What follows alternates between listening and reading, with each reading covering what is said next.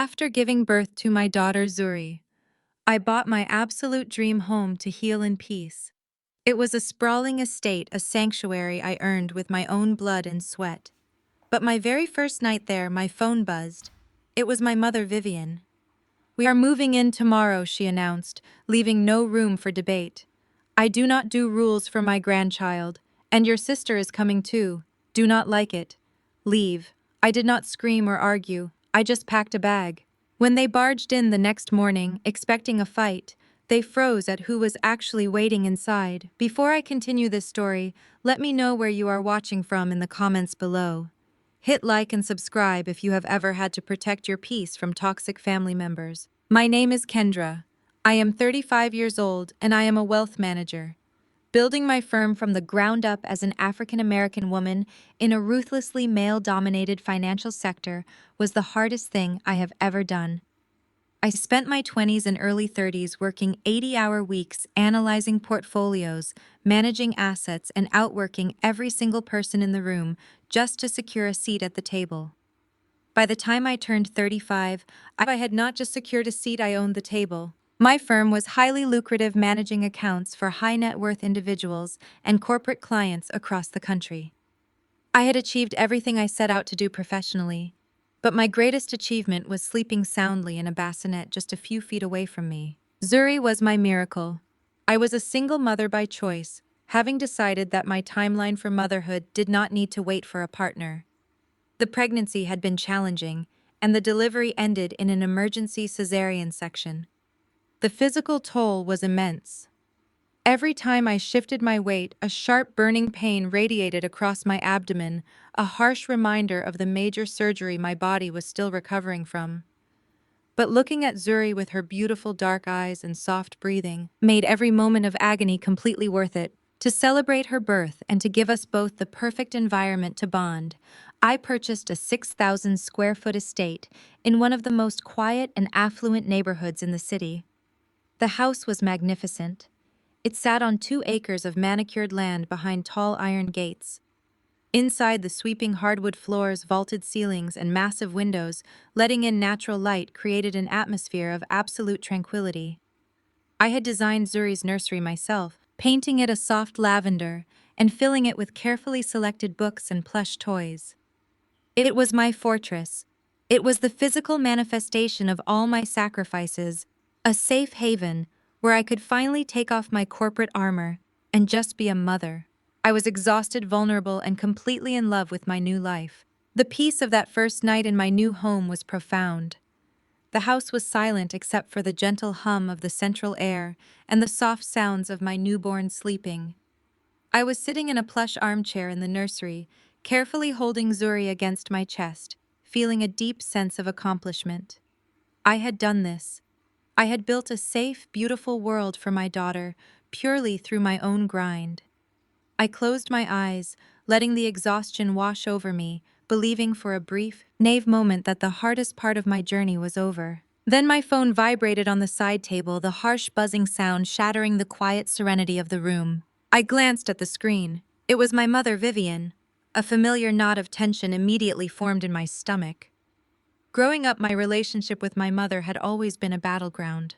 She was a woman obsessed with appearances, social standing, and control. In our community, she prided herself on projecting an image of absolute perfection, a matriarch who commanded respect. But behind closed doors, her love was entirely conditional. I took a deep breath, wincing as the movement pulled at my surgical incision and answered the call. She did not ask how I was doing. She did not ask how my recovery was progressing, or if the pain from the surgery was manageable. She did not even ask how her new granddaughter was sleeping. "Kendra, listen to me," Vivian said, her voice sharp and authoritative, lacking any warmth. "I have been thinking about your situation.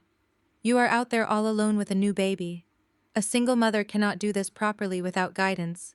So I am moving in tomorrow." I sat frozen, my mind, struggling to process her words through the haze of sleep deprivation and physical pain.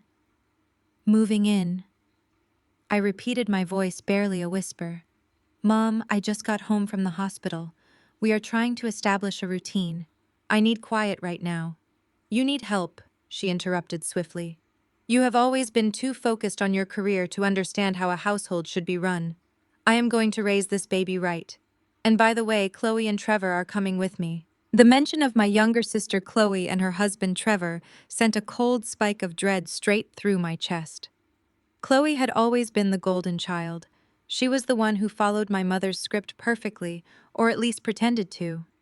She married Trevor, a white man who loved to talk a big game about his entrepreneurial ventures. My mother adored Trevor. She paraded him around at church functions and family gatherings, treating his mere presence as a status symbol. Trevor ran some kind of consulting business that was perpetually in what he called a transitional phase. In reality, it meant he rarely worked, talked down to everyone around him, and relied on a facade of confidence to mask his financial instability. "Mom, why on earth are Chloe and Trevor coming here?" I asked, trying to keep my voice steady so I would not wake the baby. "Trevor is restructuring his business," Vivian said smoothly, repeating whatever excuse they had fed her. "They need some space for a while. Your house is huge, Kendra. It makes no sense for you to be rattling around in that massive estate all by yourself when your family needs a place to stay. It is settled. We will be there first thing in the morning." The audacity of her demand left me momentarily speechless. She was not asking for a favor. She was seizing an opportunity. I had spent years dealing with microaggressions in corporate boardrooms, outmaneuvering hostile takeovers and negotiating multi-million-dollar portfolios. I knew a hostile takeover when I saw one. My mother was trying to colonize my sanctuary, bringing along her favorite child and her entitled son-in-law entirely at my expense. "Mom, no," I said firmly, finding my voice. "You cannot just move in. I just had major surgery. My body is literally stitched together. I am bleeding, I am exhausted, and Zuri is just days old. I cannot host you, and I absolutely cannot host Chloe and Trevor.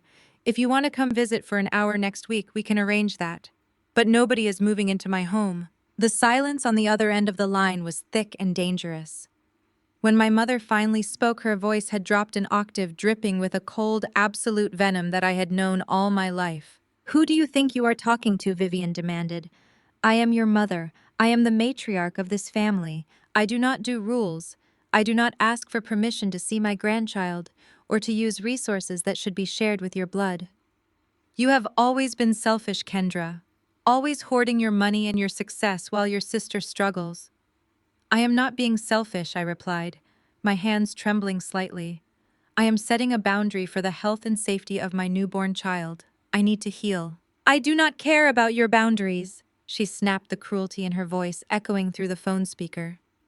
"We are coming tomorrow. I am not going to let you isolate that child in your stuck-up neighborhood. If you do not like it, leave your own house.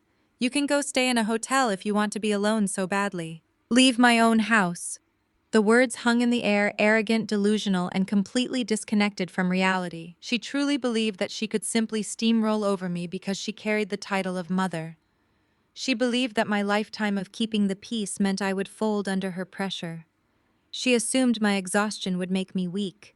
But my mother made one critical miscalculation. She forgot what I did for a living. She forgot that I spent every single day assessing risks, protecting assets, and legally dismantling anyone who threatened my investments. In that exact moment, the exhausted, desperate daughter in me faded away. The emotional pain of being rejected and disregarded by my own mother evaporated, replaced by a cold, calculating clarity. The wealth manager took over. I looked down at Zuri, who shifted in her sleep, completely unaware of the toxic storm brewing just outside our walls. I promised myself right then and there that I would never let anyone, not even my own mother, disrupt the peace of my child. "Okay, Mom," I said. My voice was completely deadpan, stripped of all emotion, tears, or anger. I could hear a brief pause of confusion on her end, likely because she expected me to cry, beg, or argue. When I did none of those things, her arrogance surged back. "Good," Vivian said smugly. "See that you have the guest rooms ready. Trevor needs the one with the best Wi-Fi for his calls. We will be there at 8. I hung up the phone. I did not throw it against the wall. I did not break down in tears. I simply placed Zuri gently back into her bassinet, making sure she was swaddled and secure. Then I picked up my phone again and dialed my attorney, Elias. Elias was a shark. He was the chief legal counsel for my firm, and a close personal friend who knew exactly how ruthless I could be when my assets were threatened. He answered on the second ring despite the late hour. "Kendra," he said, sounding surprised. "You are supposed to be on maternity leave. Tell me you are not calling about the merger." "I am not calling about the merger, Elias," I said calmly, walking over to the window and looking out at the dark, quiet grounds of my estate. "I need you to initiate a standard corporate eviction protocol for the new property, and I need you to put private security on standby for tomorrow." There was a brief silence as Elias processed the request.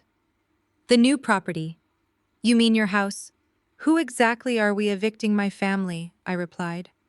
"They are planning a home invasion tomorrow morning. I need all the paperwork pristine and ready for execution." "Say no more," Elias said, his tone instantly shifting into business mode. "It will be ready." I ended the call and walked into my master suite. I pulled a large duffel bag from the closet and began to pack. I packed enough clothes for Zuri and me for a few weeks. I packed my medications, my breast pump, and my laptop. I moved methodically, efficiently, treating the emotional betrayal as nothing more than a logistical problem that needed to be solved. I was not running away. I was executing a strategic retreat. I knew exactly how my mother operated. If I stayed and fought her at the door, she would create a massive scene. She would scream, play the victim, and cause the exact kind of stressful, chaotic environment I was trying to avoid for my newborn. Trevor would puff out his chest and try to intimidate me in my own foyer. Chloe would cry and act like I was a monster for leaving them out in the cold. I was not going to give them the satisfaction of a fight. I was going to give them exactly what they asked for. They wanted the house. They could have it for now. Because my mother, my sister, and her entitled husband had absolutely no idea what they were actually stepping into. They had no idea the trap they were walking right into. The heavy rumble of a commercial diesel engine shattered the pristine silence of my cul-de-sac exactly at 8 in the morning. I was already downstairs, fully dressed in a sharp, casual linen set, holding Zuri against my chest. My duffel bags were tucked neatly out of sight in the mudroom. I stood by the massive arched window in my foyer and watched the spectacle unfold. A battered U-Haul truck backed aggressively into my circular driveway, crushing the edge of my freshly manicured hydrangeas. The passenger doors swung open and the chaos began. My mother stepped out first, wearing oversized designer sunglasses and carrying a luxury tote bag that I knew for a fact was a knockoff she bought out of someone's trunk at a family reunion 2 years ago. She immediately started clapping her hands and barking orders at the hired movers, as if she were directing traffic at a construction site. Then came Trevor. He hopped down from the driver's side of the cab, adjusting the collar of his polo shirt. Trevor always wore clothes that screamed old money aesthetic, but lacked the actual bank account to back it up. He stood in the center of my driveway, placing his hands on his hips and slowly panning his gaze across the facade of my 6,000 square foot estate. I could see the wheels turning in his head. How was a man drowning in debt? But the moment he looked at my property, he puffed out his chest and adopted the posture of a real estate tycoon inspecting his latest acquisition. "The grading on this driveway is completely wrong," Trevor announced loudly to no one in particular, his voice carrying easily through my open foyer window. "The water runoff is going to ruin the foundation. I will have to get a crew out here to rip up these pavers and redo the whole approach." He nodded to himself, playing the role of the knowledgeable patriarch, stepping in to fix the mistakes of a foolish single woman. Hein had absolutely $0 to his name and was currently being evicted from a 2-bedroom apartment, but he was already verbally renovating my multi-million-dollar home. My sister Chloe emerged from the truck cab next, holding 2 iced coffees and looking utterly unfazed by the situation. She did not look like a woman who was homeless. She looked like a woman who had just arrived at a luxury resort for a paid vacation. Behind her, Trevor's 2 children, aged 6 and 8, scrambled out of the back seat and immediately began sprinting across my lawn, ripping handfuls of expensive landscaping grass and throwing it at each other. I unlocked the front door and pushed it open, holding Zuri securely. I did not say a word. I just stood in the doorway and watched them. My mother strutted up the flagstone steps without so much as a basic greeting. She pushed past me into the foyer, bringing the scent of cheap perfume and entitlement into my clean air. Chloe followed right on her heels, totally ignoring my presence. "Take those boxes straight upstairs to the master suite," Chloe yelled over her shoulder to the movers, pointing a perfectly manicured finger toward the grand staircase. The one with the balcony. Trevor needs the natural light for his morning meetings. Trevor strolled in last, wiping his shoes on my custom entryway rug with excessive force. "Nice place, Kendra," he said, offering me a condescending smirk that made my blood run ice cold. A little sterile for my taste, but it has good bones. I can definitely work with this space while my firm finalizes our next acquisition phase. I looked at Trevor and let a long beat of silence hang in the air. I let him sit in the awkwardness of his transparent lies. We both knew he did not have a firm.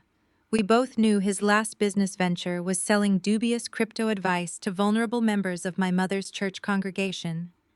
But I did not call him out. I did not give him the argument his fragile ego was so desperately craving. Instead, my mother decided to break the silence by pacing through my formal living room, dragging her fingers across the back of my custom linen sofa. "It is too quiet up here," Vivian announced, her voice echoing off the high ceilings. She walked over to the floor-to-ceiling windows and peered out at the neighboring properties. "I do not see a single person of color on this entire street, Kendra. You move all the way out to the suburbs just to surround yourself with people who do not even season their food. You think you are better than us because you have this zip code now." It was a classic Vivian manipulation tactic. Whenever she felt intimidated by my success, she would try to weaponize our culture against me. She loved to play the card of being rooted in the community while painting me as a sellout who forgot where she came from. She completely invalidated the fact that I spent 10 years fighting tooth and nail in corporate boardrooms, swallowing microaggressions, and working twice as hard as my white male colleagues just to afford a safe neighborhood for my daughter. To her, my success was just a convenient setup for her to exploit. "We are going to bring some real flavor to this block," Vivian continued, turning to face me with a triumphant glare. "I am hosting my sorority sisters next weekend. We are going to have a proper cookout.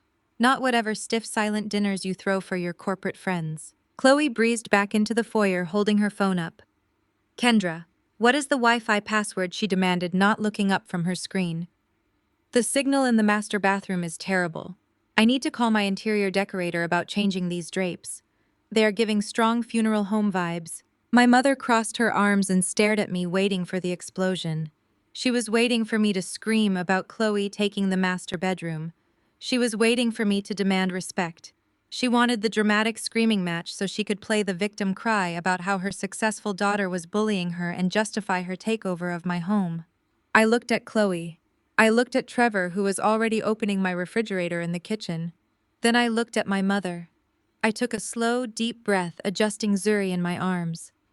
I reached into the pocket of my linen pants and pulled out a standard generic brass key. I walked over to the marble entryway console and placed the key down with a soft metallic clink. "You wanted the house, Mom," I said, my voice perfectly level, stripped of any anger or sorrow. "Enjoy." Vivian blinked, her triumphant smirk faltering for a fraction of a second. "You are leaving?" she asked, her tone a mixture of suspicion and arrogant delight. "You told me you do not do rules," I replied, maintaining unwavering eye contact. "So I am not going to give you any." I picked up my diaper bag, strapped the carrier across my chest, and walked right past her. As I headed out the front door, I heard Chloe laugh loudly from the staircase. "Let her go pout in some cheap motel," Mom, Chloe called out. "She will be back begging for our help when she realizes how hard it is to raise a baby by herself." I did not turn around. I walked straight to my luxury SUV, secured Zuri into her premium car seat, and climbed behind the steering wheel. I started the engine and drove away from my beautiful estate without shedding a single tear. I did not feel defeated. I felt a cold, sharp thrill of anticipation. I did not drive to a cheap motel. I merged onto the highway and headed straight toward the heart of the city's financial district. 20 minutes later, I pulled up to a sleek glass high-rise building that required biometric scanning just to enter the private underground parking garage. I rode the private elevator up to the top floor and stepped directly into my actual primary residence. It was a sprawling, ultra-modern penthouse with panoramic views of the entire city skyline. It featured a private rooftop terrace, a chef's kitchen, and a state-of-the-art nursery that I had quietly designed months ago. My family had absolutely no idea this penthouse existed. I kept my personal life strictly compartmentalized from them for years, knowing how they operated. They thought the suburban estate was my only home, my ultimate prize. They did not know that the 6,000 square foot house they had just invaded was not my personal residence. It was a specialized corporate asset. I had purchased that property through an LLC managed by my wealth management firm, intending to use it eventually as a high-end corporate retreat for my most exclusive VIP clients. I had only stayed there because the quiet suburban environment was ideal for my immediate post-surgery recovery. My mother, sister, and brother-in-law thought they had just bullied me out of my personal sanctuary. They had no idea they had just occupied a commercial property, thereby opening themselves up to massive corporate liabilities and extremely aggressive short-term luxury rental fees. The trap was set and they had walked right through the front door carrying their own bags. 2 full weeks passed in absolute glorious silence. While my mother, sister, and brother-in-law were busy playing house in the suburbs, I was thriving in my downtown penthouse. My physical recovery from the cesarean progressed beautifully, without the toxic stress of walking on eggshells in my own space. Zuri and I established a peaceful daily rhythm.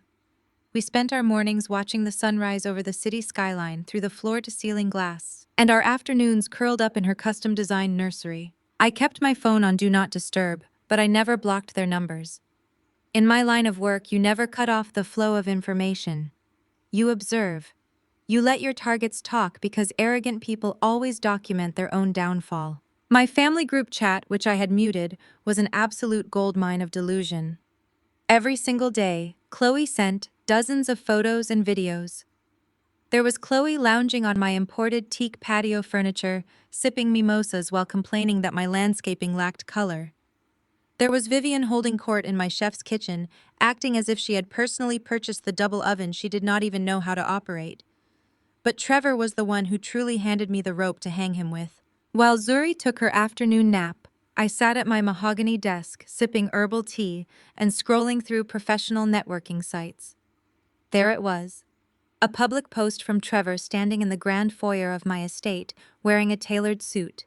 The caption read, "Excited to strategize and expand Apex Vanguard Consulting from my new luxury corporate retreat. Big things coming this quarter. Always level up your environment to level up your mindset." I actually laughed out loud in the quiet of my office. It was a dark, hollow sound. Trevor was using my hard-earned real estate to project an image of wealth to his business connections. He was leveraging a black woman's labor to prop up his mediocre entitlement. It was time to do what I do best. I opened my secure terminal, logged into my professional databases, and started pulling the financial threads of Trevor's life. As a wealth manager, I have access to public records, credit reports, and court filings that most people do not even know exist. It took me exactly 14 minutes to find the truth. Trevor's consulting business was not in a transitional phase. It did not even legally exist anymore. According to the state registry, Apex Vanguard Consulting had been dissolved. Digging deeper into the federal court databases, I found the Chapter 7 bankruptcy filing dated 3 months prior. Trevor was buried in hundreds of thousands of dollars of debt from failed investments and unpaid vendors. But the most pathetic discovery came from the county civil court records. An eviction judgment. Chloe and Trevor had been legally locked out of their luxury downtown apartment 30 days ago for failure to pay rent. That was the real reason they showed up with a U-Haul at 8 in the morning. They were not visiting, they were homeless. And my mother had orchestrated the entire home invasion to cover up the fact that her golden child and her prized son-in-law were absolute financial failures. I leaned back in my leather chair, staring at the glowing monitors. A cold realization washed over me. How did Vivian afford to hire those movers? How had Chloe and Trevor survived the last 3 months before targeting my house? Vivian was a retired school administrator. She lived comfortably, but she did not have the liquid cash to float a bankrupt business and a high-maintenance daughter. My fingers flew across the keyboard as I pulled up the property records for my mother's address, the house on Maple Street. The breath caught in my throat when the documents loaded on the screen. The Maple Street house was not just any property, it was our family's ancestral home.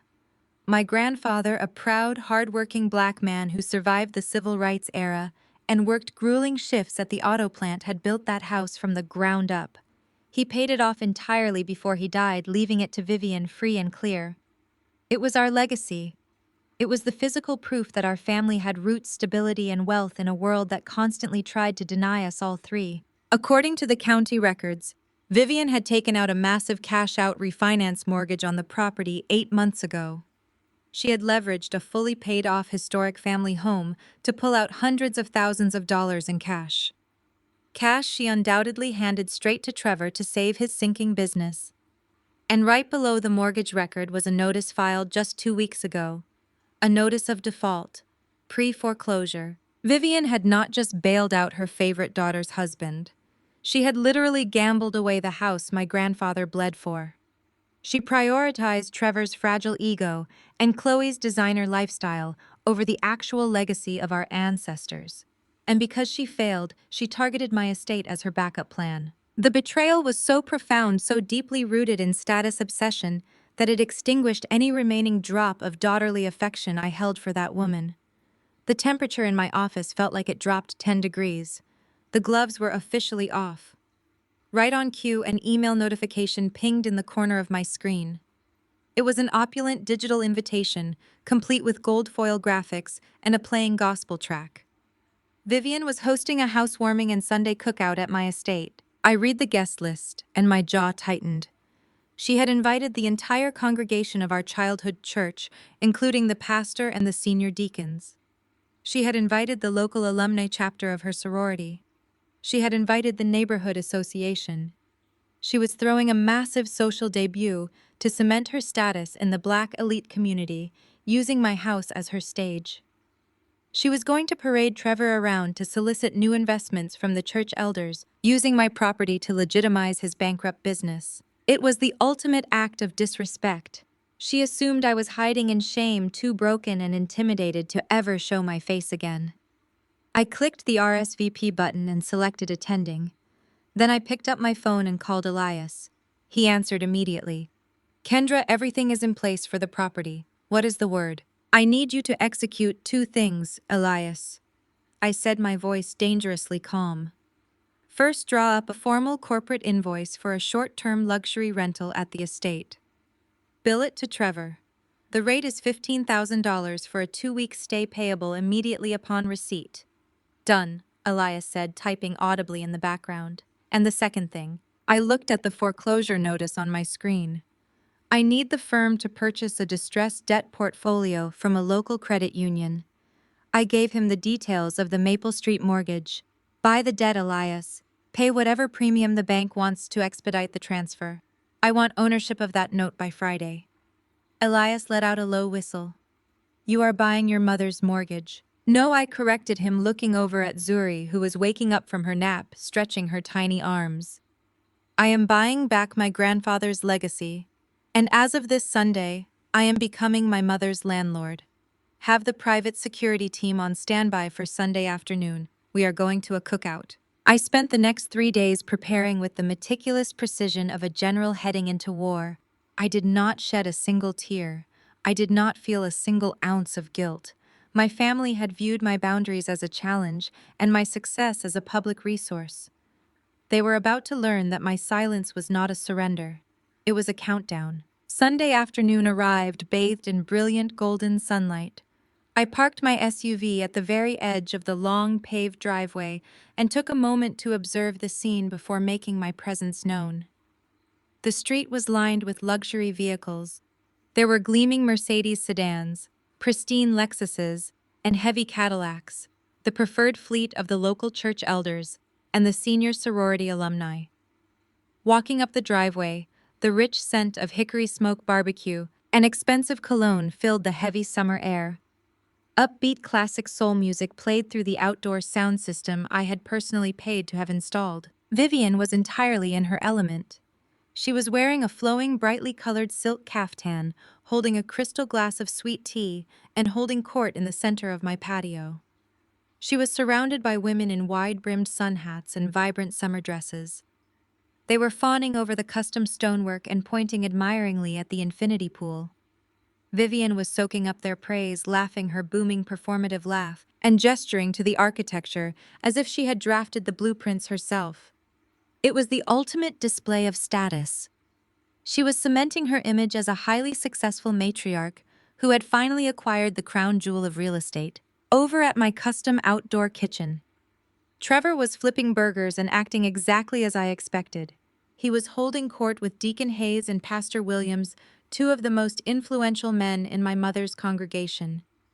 Trevor was gesturing widely with a pair of stainless steel tongs, leaning casually against the granite countertops, undoubtedly spinning some fabricated tale about market trends and his booming real estate portfolio. I was using the sheer scale of my property to legitimize his lies, trying to solicit investments from men who had worked their entire lives for their savings. Chloe was floating between the groups wearing a designer sundress and oversized sunglasses. She was playing the role of the wealthy, carefree wife, flawlessly offering bright, empty smiles to the older churchwomen while signaling to the caterers that my mother had clearly hired using the last of her credit. It was a masterclass in absolute delusion. I did not sneak in through the back gate. I walked straight up the main paved walkway. I wore a tailored emerald green jumpsuit that screamed corporate dominance, but flowed perfectly for a Sunday afternoon.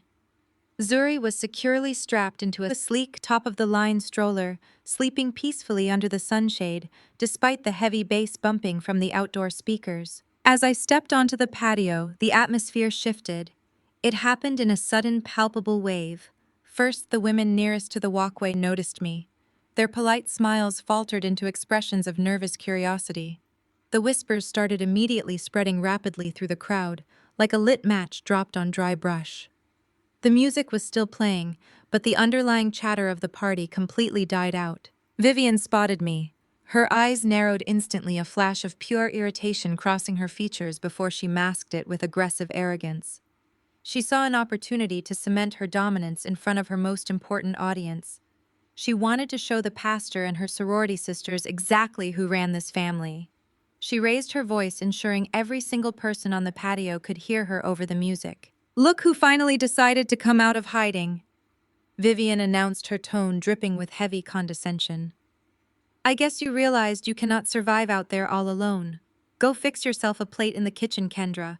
The adults are entertaining right now." A collective uncomfortable hush fell over the immediate bystanders. They expected me to lower my head. They expected me to scurry into the kitchen properly chastised by the powerful matriarch. They expected the scapegoat to accept her public humiliation quietly to keep the peace. I did not move towards the kitchen.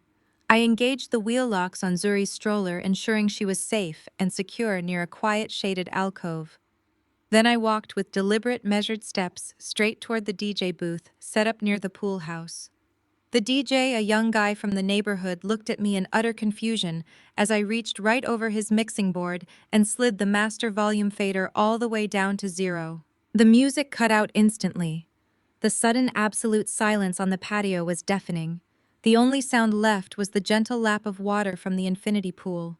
Every single eye was locked on me. I turned to face the massive crowd of church members, sorority sisters, and neighborhood elites.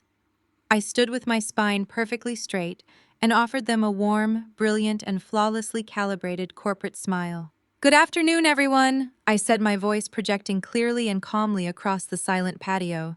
"I am so thrilled that you could all make it out today. I want to officially welcome you to the Apex Vanguard Corporate Retreat Center. I hope you are all enjoying the amenities of my property." Vivian's face contorted in shock. Her glass of sweet tea hovered inches from her mouth, completely frozen. Her brain short-circuited as she tried to process what I had just said in front of her entire social circle. The crowd murmured in deep confusion, looking from me to Vivian and back again. I did not give Vivian a single second to recover or spin a lie. I turned my attention away from her and walked directly across the stone patio toward the grill. Trevor had frozen in place, the grilling tongs still gripped tightly in his hand.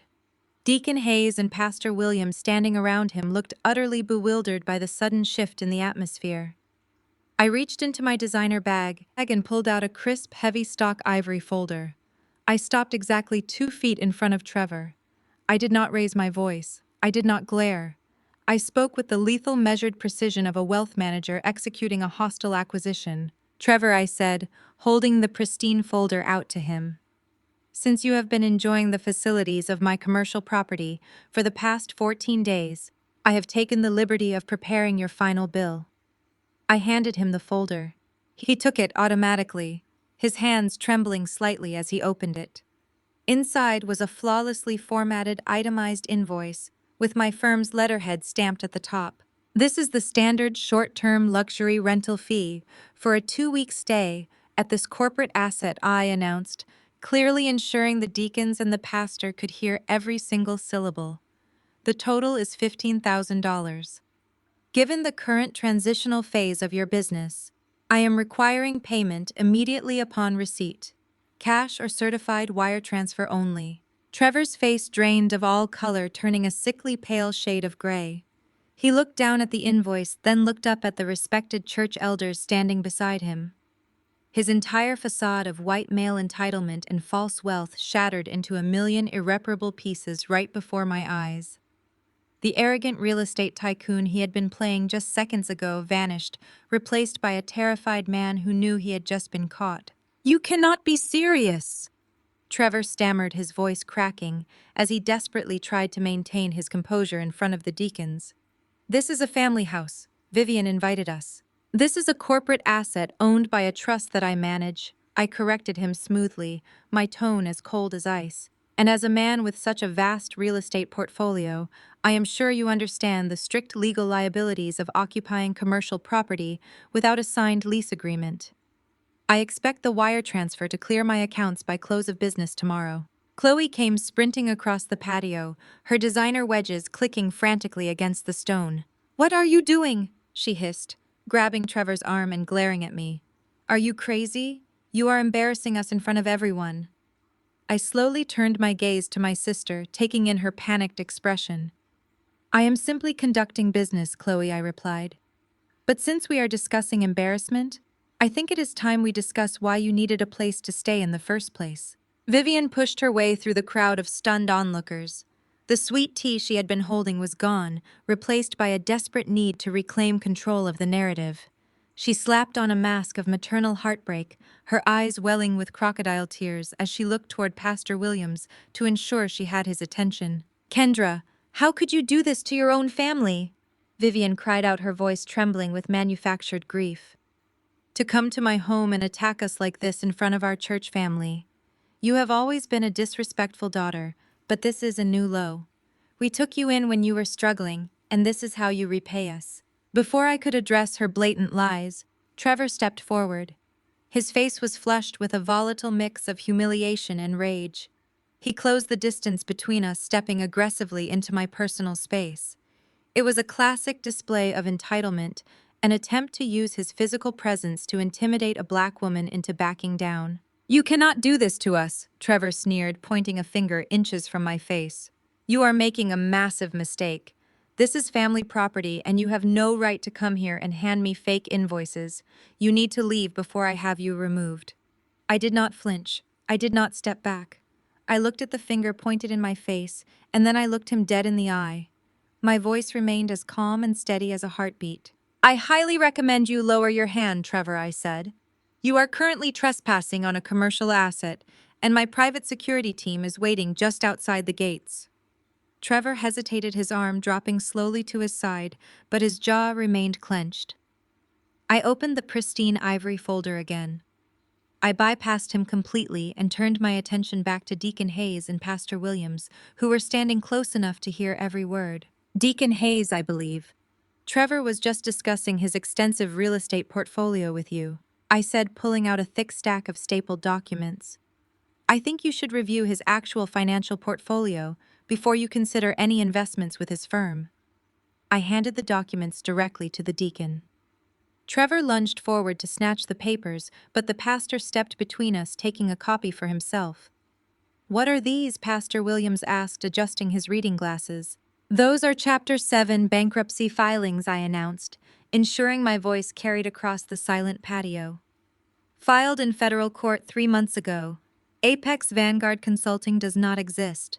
Trevor is hundreds of thousands of dollars in debt.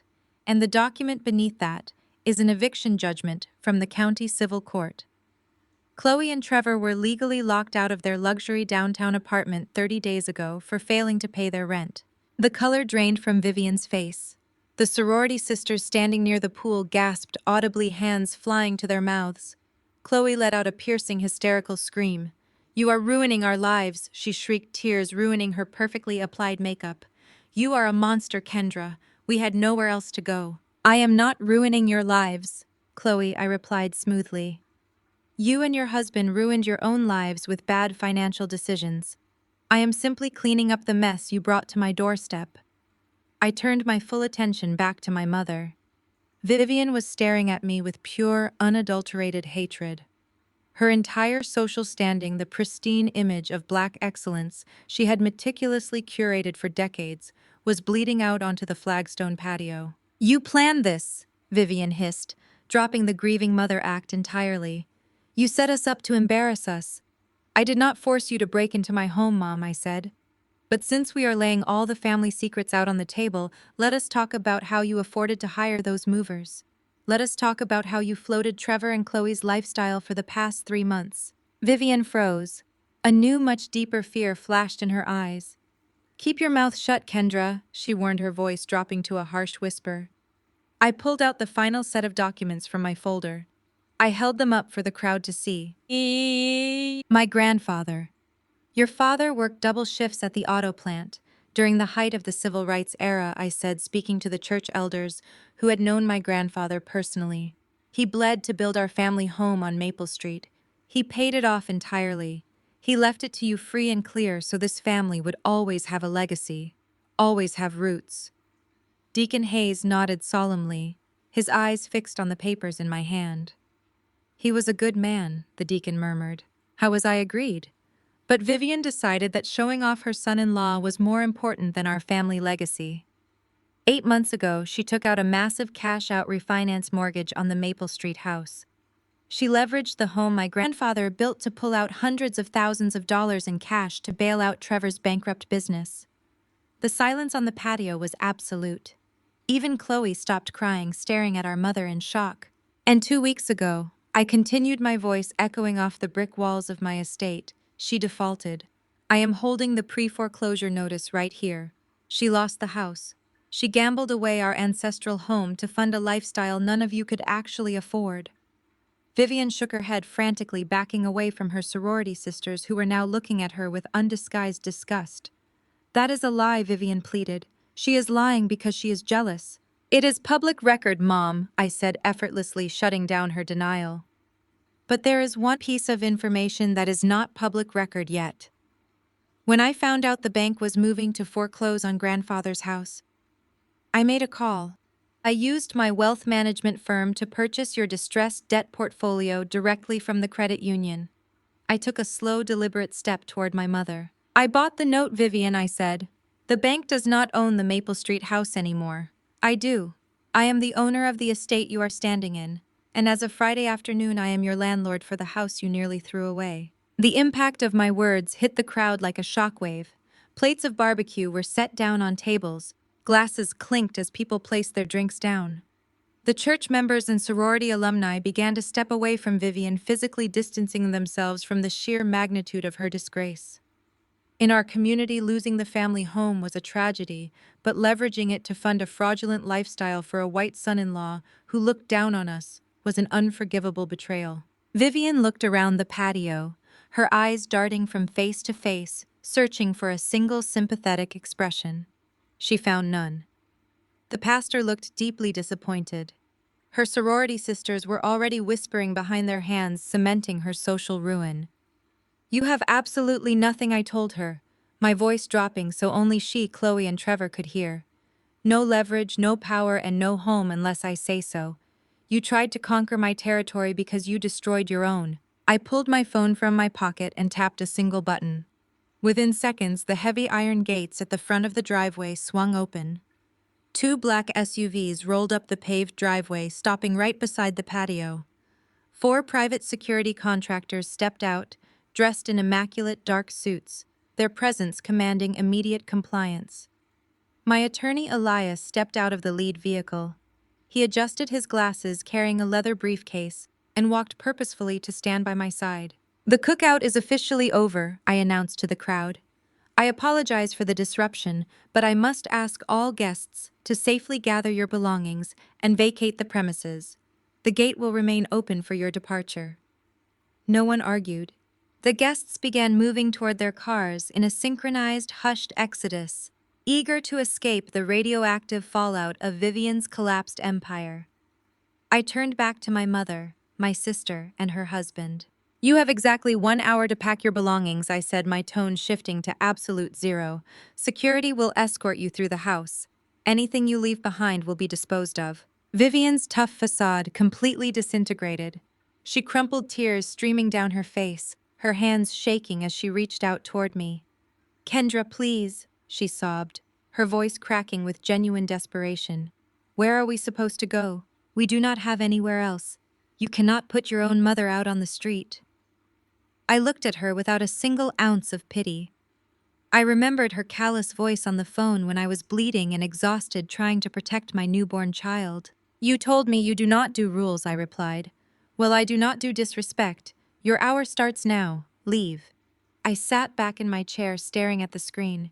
The eviction notice, the bankruptcy filings. It all made sense now. The sudden need to move in the arrogant posture, masking desperation. The desperate cling to an image they could no longer afford. They weren't just imposing, they were hiding. And my mother was their shield. I took a deep breath, the cold reality settling over me. I needed to understand the full extent of this financial disaster. If Trevor was bankrupt and evicted, how were they surviving? How did they manage to hire movers? My fingers hovered over the keyboard. I opened a new tab accessing a specialized database I rarely used for personal matters. I needed to see my mother's financial footprint. Vivian had always prided herself on her financial stability. She lived in the house my grandfather built, a beautiful historic property in a well-respected neighborhood. It was the anchor of our family's legacy, or so I thought. I typed in her name and the property address. The search results loaded instantly and my heart sank. There it was, a cash-out refinance mortgage taken out just 8 months ago. The amount was staggering hundreds of thousands of dollars. She had leveraged the family home, the home my grandfather had paid off decades ago, to extract cash. And the timing aligned perfectly with Trevor's business collapse. I scrolled down further, the pit in my stomach growing heavier. The final blow was a legal notice filed just 2 weeks ago. A notice of default, pre-foreclosure. Vivian hadn't just bailed Trevor out. She had sacrificed our family's legacy for his ego. She had gambled the house my grandfather bled for to maintain the illusion of her golden child's perfect life. And she had lost. The anger I felt wasn't hot and explosive. It was cold, sharp, and focused.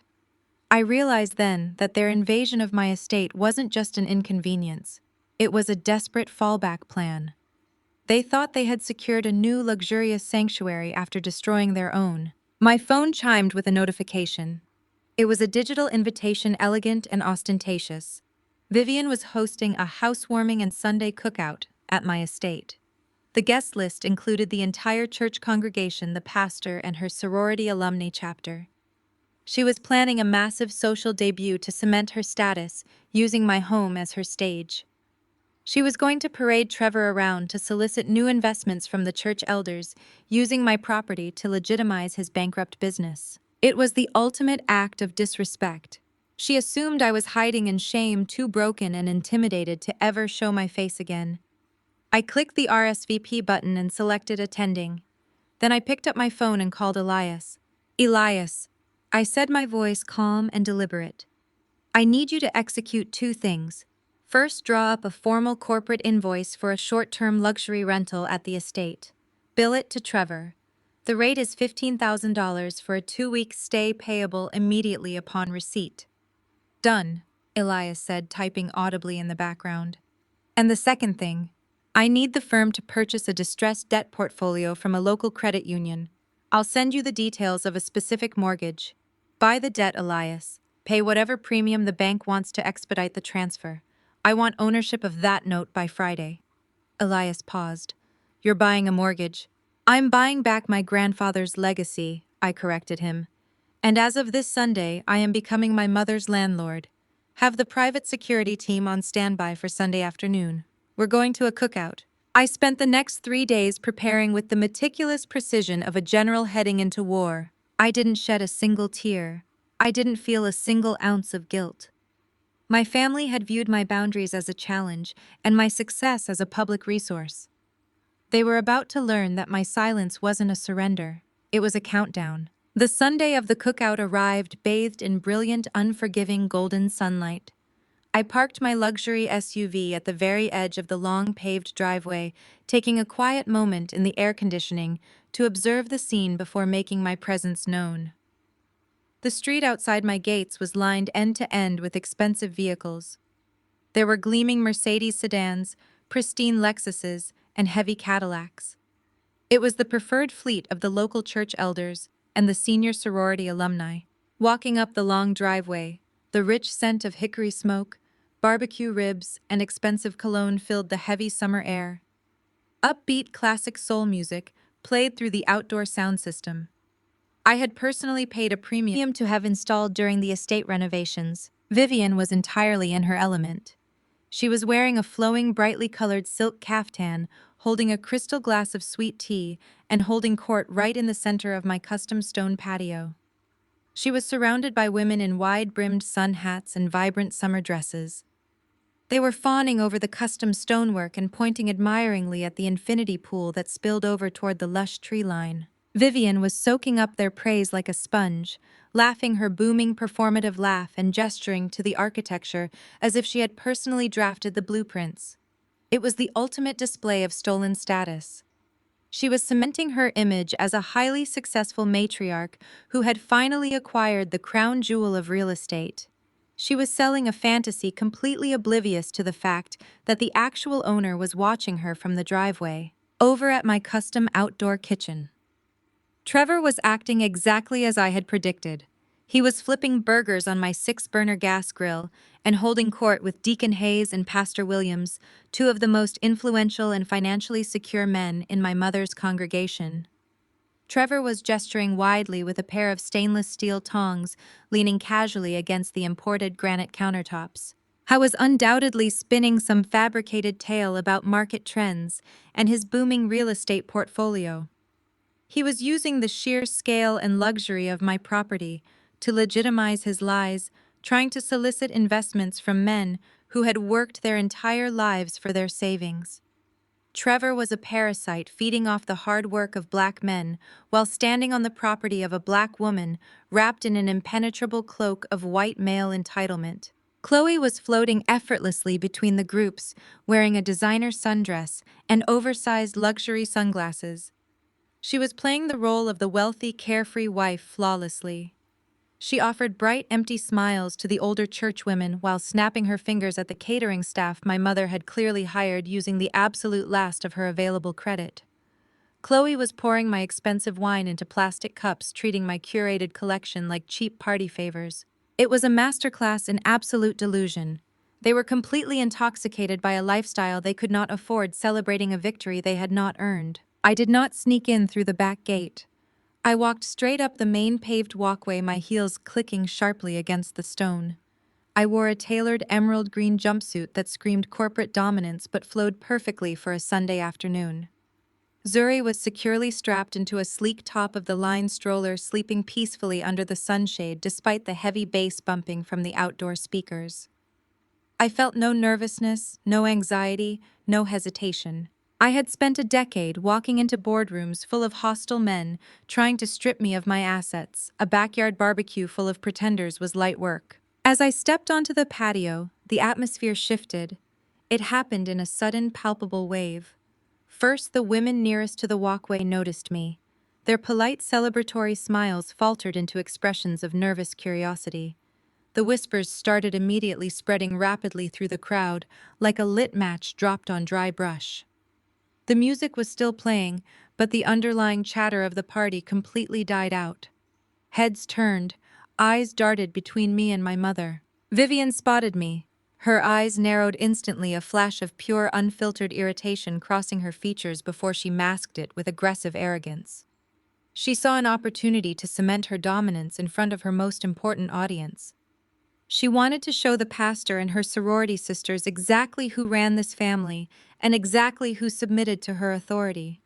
She raised her voice, ensuring every single person on the patio could hear her over the music. "Look who finally decided to come out of hiding," Vivian announced, her tone dripping with heavy, suffocating condescension. "I guess you realized you cannot survive out there all alone with a new baby. Go fix yourself a plate in the kitchen, Kendra. The adults are entertaining right now." A collective uncomfortable hush fell over the immediate bystanders. They expected me to lower my head. They expected me to scurry into the kitchen properly chastised by the powerful matriarch. They expected the scapegoat to accept her public humiliation quietly to keep the peace, just as I had done when I was a child. They expected me to fold. I did not move toward the kitchen. I did not break eye contact with Vivian. I calmly engaged the wheel locks on Zuri's stroller, ensuring my daughter was safe and secure near a quiet shaded alcove away from the main crowd. Then I walked with deliberate, measured steps straight toward the DJ booth set up near the pool house. The DJ, a young guy from the neighborhood who recognized me as the actual homeowner, looked at me in utter confusion. I reached right over his mixing board, placed my hand on the master volume fader, and slid it all the way down to 0. The music cut out instantly. The sudden absolute silence on the patio was deafening. The only sound left was the gentle lap of water from the infinity pool and the sizzle of meat on the grill. Every single eye was locked on me. I turned to face the massive crowd of church members, sorority sisters, and neighborhood elites. I stood with my spine perfectly straight, squared my shoulders, and offered them a warm, brilliant, and flawlessly calibrated corporate smile. "Good afternoon, everyone," I said, my voice projecting clearly and calmly across the silent patio, carrying the undeniable authority of someone who owns the ground they stand on. "I am so thrilled that you could all make it out today. I want to officially welcome you to the Apex Vanguard Corporate Retreat Center. I hope you are all enjoying the amenities of my property." Vivian's face contorted in shock. Her glass of sweet tea hovered inches from her mouth, completely frozen. Her brain short-circuited as she tried to process what I had just said in front of her entire social circle. The crowd murmured in deep confusion, looking from me to Vivian and back again. The sorority sisters exchanged bewildered glances. Pastor Williams frowned clearly, trying to reconcile Vivian's claims of ownership with my confident declaration. I did not give Vivian a single second to recover or spin a lie. I turned my attention away from her entirely and walked directly across the stone patio toward the outdoor kitchen. Trevor had frozen in place, the grilling tongs still gripped tightly in his hand. Deacon Hayes and Pastor Williams, standing around him, looked utterly bewildered by the sudden shift in the atmosphere. I reached into my designer bag and pulled out a crisp, heavy stock ivory folder. I stopped exactly 2 feet in front of Trevor. I did not raise my voice. I did not glare. I spoke with the lethal, measured precision of a wealth manager executing a hostile acquisition. "Trevor," I said, holding the pristine folder out to him, "since you have been enjoying the facilities of my commercial property for the past 14 days, I have taken the liberty of preparing your final bill." I handed him the folder. He took it automatically, his hands trembling slightly as he opened it. Inside was a flawlessly formatted, itemized invoice with my firm's letterhead stamped at the top in gold foil. "This is the standard short-term luxury rental fee for a 2-week stay at this corporate asset," I announced clearly, ensuring the deacons and the pastor could hear every single syllable. "The total is $15,000. Given the current transitional phase of your business, I am requiring payment immediately upon receipt. Cash or certified wire transfer only." Trevor's face drained of all color, turning a sickly pale shade of gray. He looked down at the invoice, then looked up at the respected church elders standing beside him.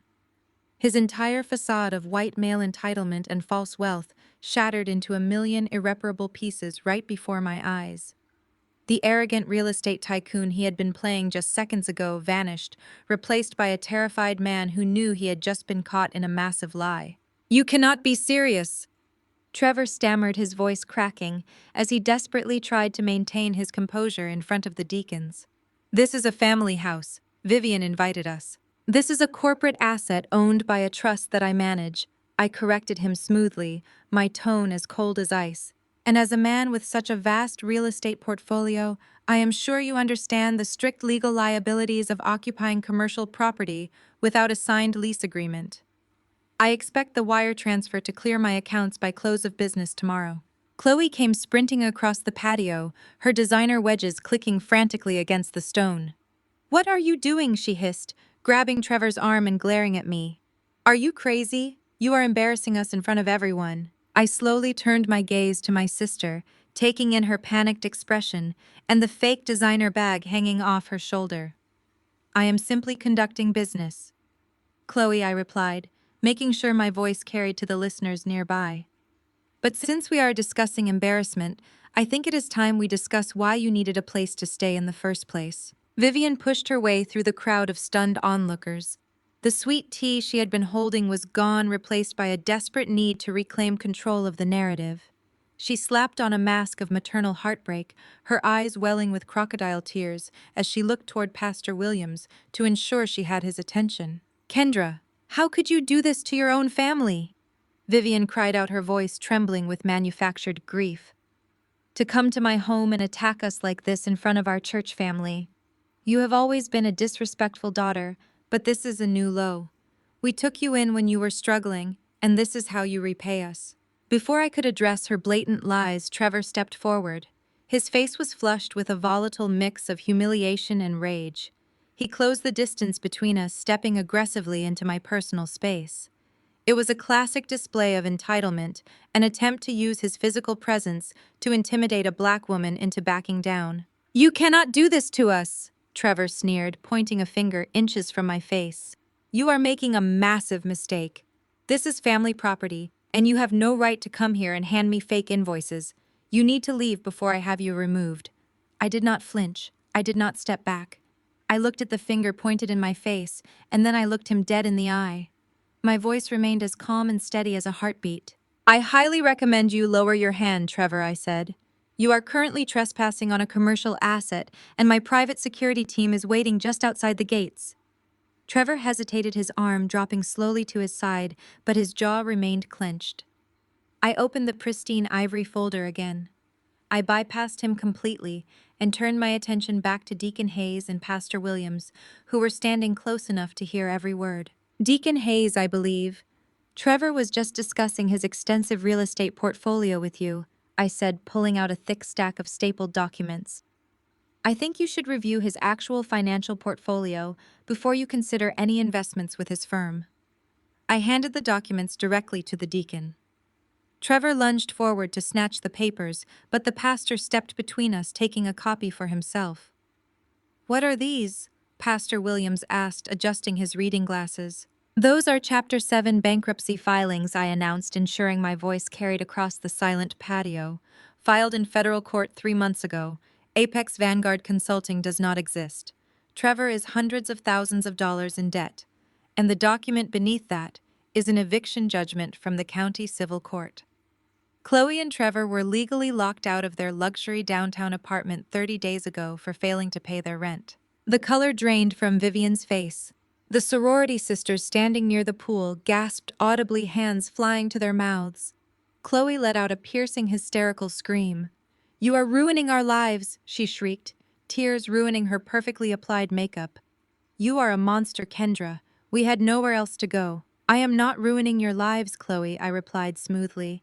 "You and your husband ruined your own lives with bad financial decisions. I am simply cleaning up the mess you brought to my doorstep." I turned my full attention back to my mother. Vivian was staring at me with pure, unadulterated hatred.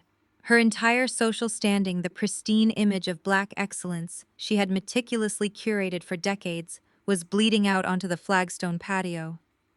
"You planned this," Vivian hissed, dropping the grieving mother act entirely. "You set us up to embarrass us." "I did not force you to break into my home, Mom," I said. "But since we are laying all the family secrets out on the table, let us talk about how you afforded to hire those movers. Let us talk about how you floated Trevor and Chloe's lifestyle for the past 3 months." Vivian froze. A new, much deeper fear flashed in her eyes. "Keep your mouth shut, Kendra," she warned, her voice dropping to a harsh whisper. I pulled out the final set of documents from my folder. I held them up for the crowd to see. My grandfather. Your father worked double shifts at the auto plant during the height of the civil rights era, I said, speaking to the church elders who had known my grandfather personally. He bled to build our family home on Maple Street.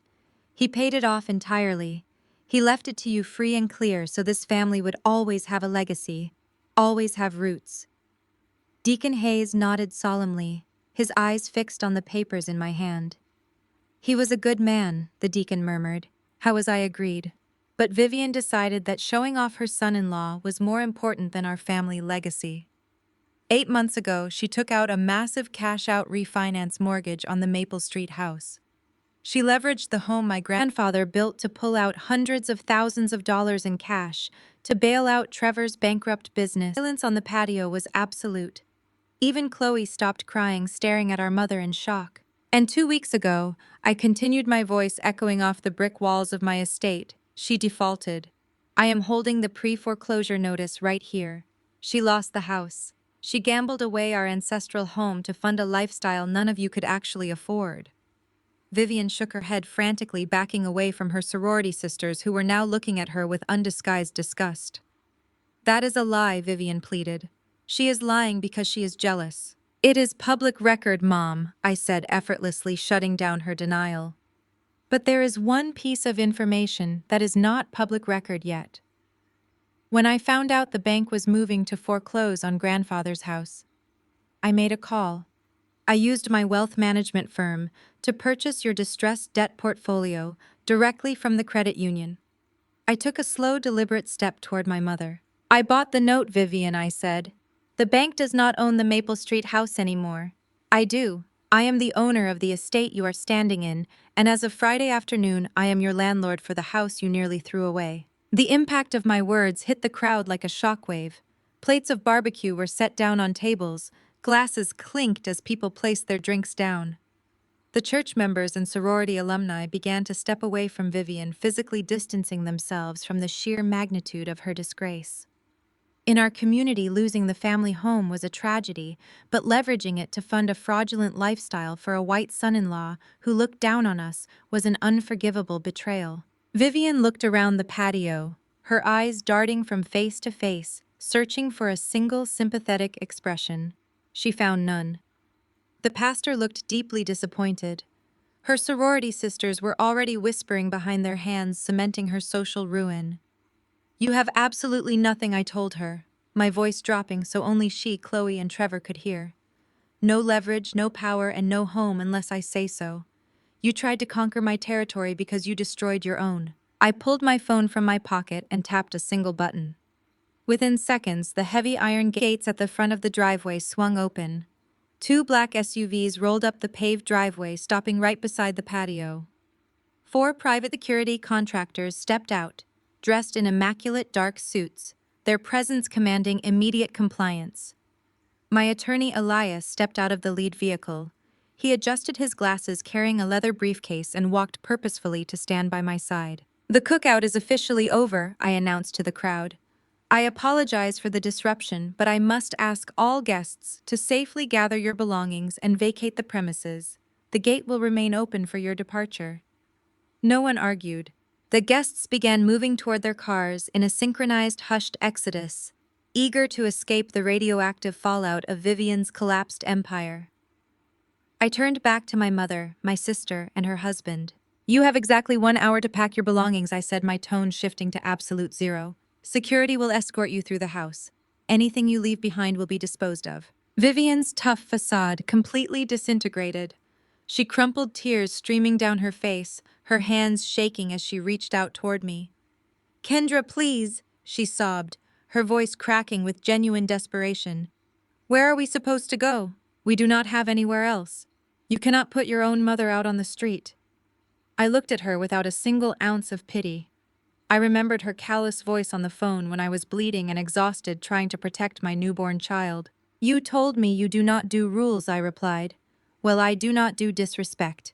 Your hour starts now. Leave. Under the watchful eyes of the private security team, my family was escorted inside to pack their things.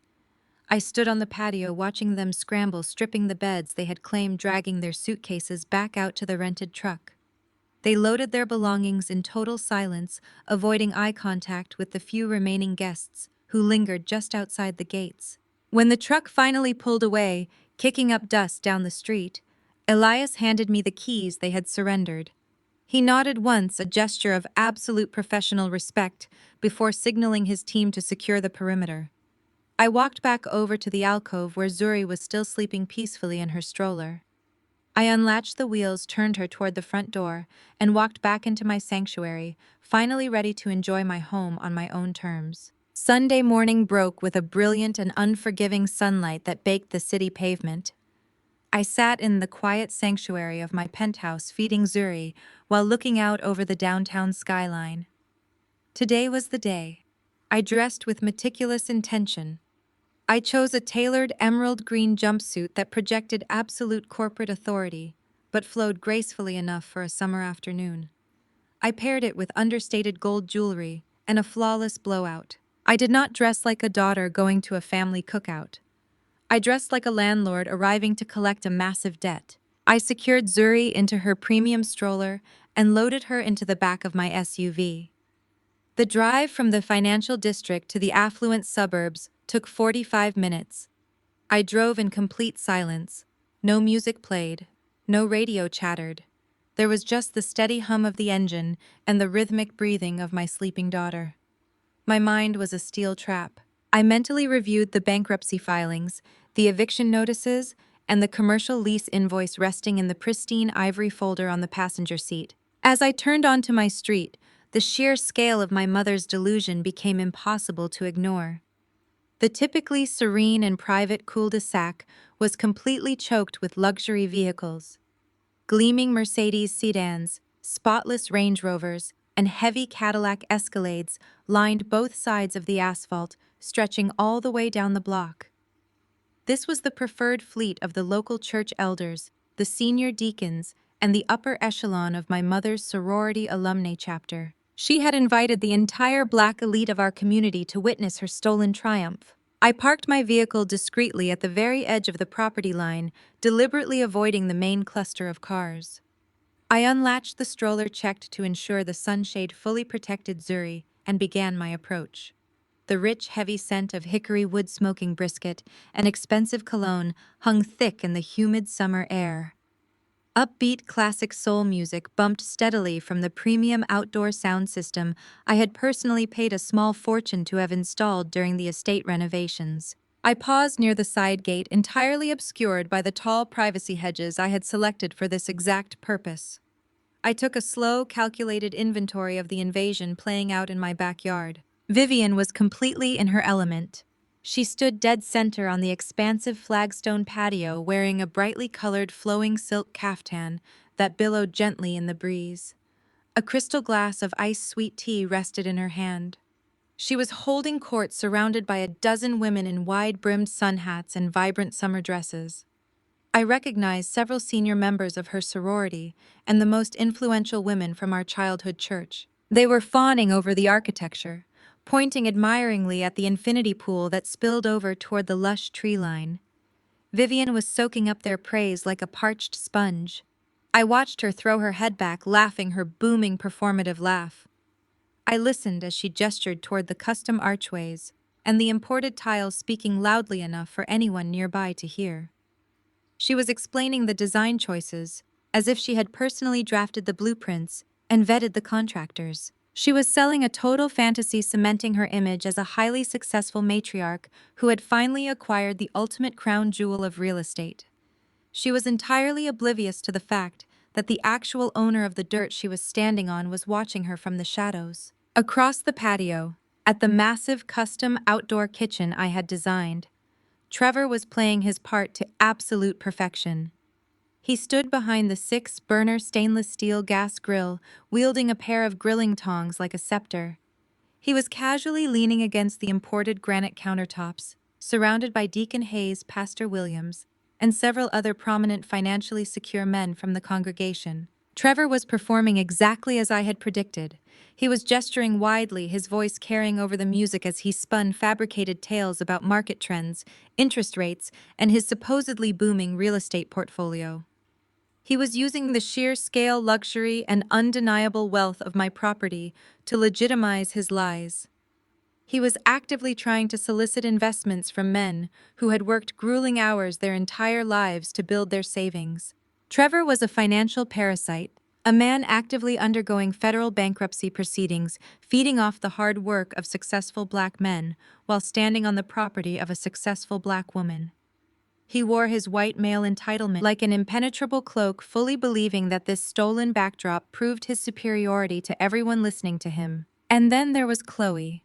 My younger sister floated effortlessly between the clustered groups, wearing a designer sundress and oversized luxury sunglasses that concealed half her face. She was playing the role of the wealthy, carefree corporate wife flawlessly. I watched her offer bright, empty smiles to the older churchwomen, playing the perfect host. But the moment their backs were turned, her demeanor shifted into pure arrogance. I watched Chloe snap her manicured fingers at the catering staff my mother had clearly hired, using the absolute last drops of her available credit. Chloe directed them around my patio with aggressive impatience, complaining about the placement of the appetizer trays. She walked over to the outdoor bar setup and began casually pouring my expensive curated wine collection into plastic cups, treating bottles I had acquired from private vineyards like cheap grocery store party favors. It was a masterclass in absolute, unfiltered delusion. The three of them were completely intoxicated by a lifestyle they could not afford, celebrating a massive victory they had not earned. They were breathing my air, walking on my stone, and drinking my wine, fully convinced that they had outsmarted me. They believed their aggressive invasion had successfully bullied the family scapegoat into permanent submission. They thought I was sitting in a cheap hotel room somewhere across town, crying over my displaced newborn, too intimidated by the matriarch's rules to ever show my face again. I stood behind the hedges for a few minutes more, simply absorbing the scene. I did not feel a single ounce of sadness. I did not feel any lingering daughterly affection or sisterly bond. I only felt the cold, sharp precision of a professional ready to execute a perfectly planned liquidation. I checked Zuri one last time to ensure she was resting comfortably. She was sleeping soundly, completely unbothered by the heavy bass vibrating through the ground. I gripped the leather handle of the stroller, squared my shoulders, and stepped out from behind the privacy hedges, walking directly into the brilliant afternoon sunlight. The wheels of my premium stroller glided effortlessly over the custom-imported flagstone. I did not sneak through the side door like a banished child. I walked straight down the center aisle of the patio, dividing the massive crowd, simply by moving forward. The emerald green of my tailored jumpsuit caught the brilliant afternoon sunlight, projecting an aura of untouchable wealth and absolute control. I held my head high, maintaining the exact posture I utilized when walking into hostile corporate boardrooms to liquidate underperforming assets. Sister Jenkins from the church usher board was the first person to spot me. She paused mid-sentence, her paper plate tipping slightly as her eyes widened in shock. The woman standing next to her turned, following her gaze. It happened like a rapid domino effect, rippling through the dense crowd of vibrant summer dresses and crisp linen suits. Conversations died abruptly. Polite laughter evaporated into the humid air. The clinking of glasses ceased entirely. Over by the custom outdoor bar, Chloe almost dropped a bottle of my reserve Pinot Noir. Her oversized designer sunglasses slipped down the bridge of her nose as her jaw went slack. At the grill, Trevor stopped talking abruptly. He gripped his stainless steel tongs, staring at me with a sudden flash of raw panic that he quickly tried to mask with his usual unearned bravado.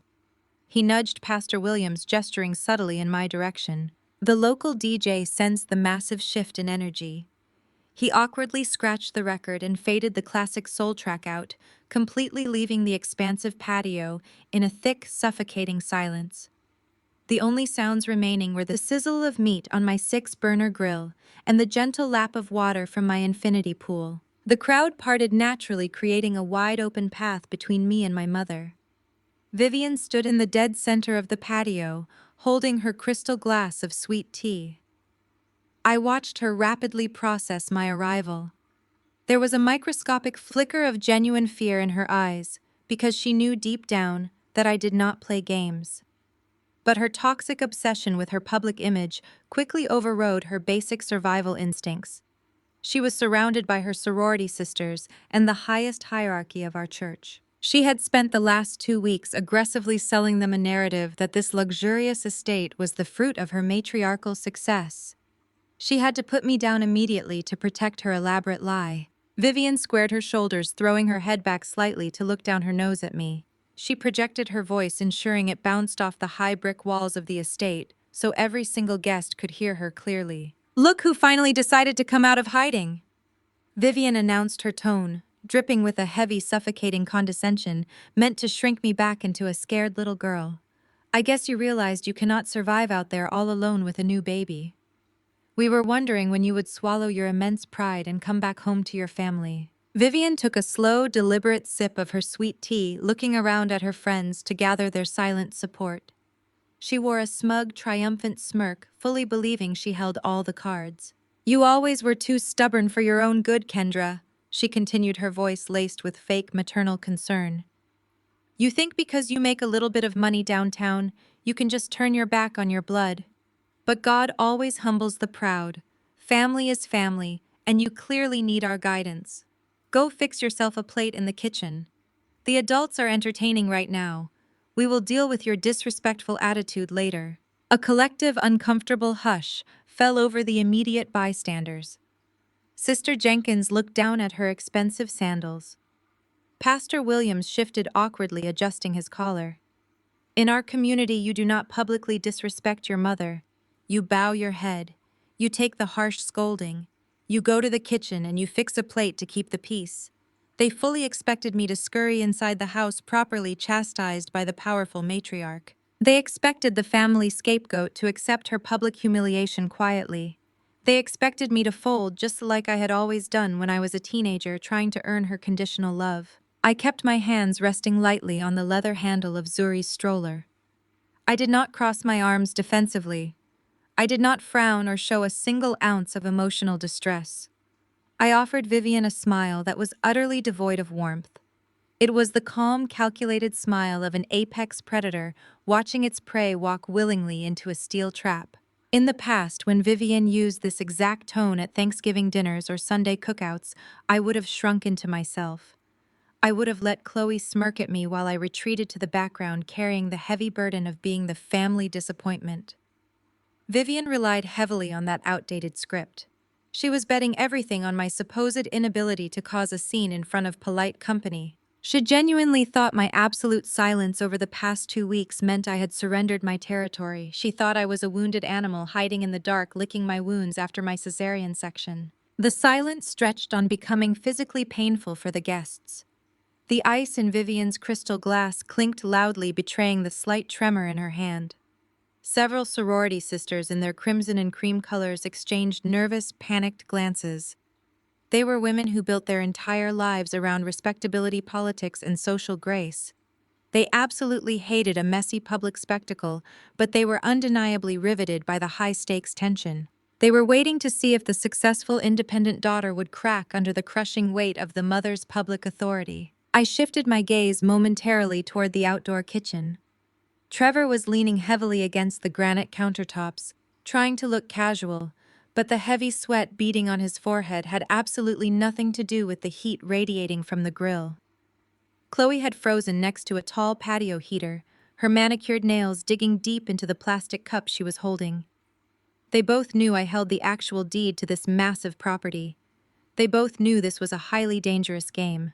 But they stayed perfectly quiet, acting like cowards, letting Vivian do the dirty work of trying to break me down in front of the congregation. Vivian took my calculated silence as ultimate submission.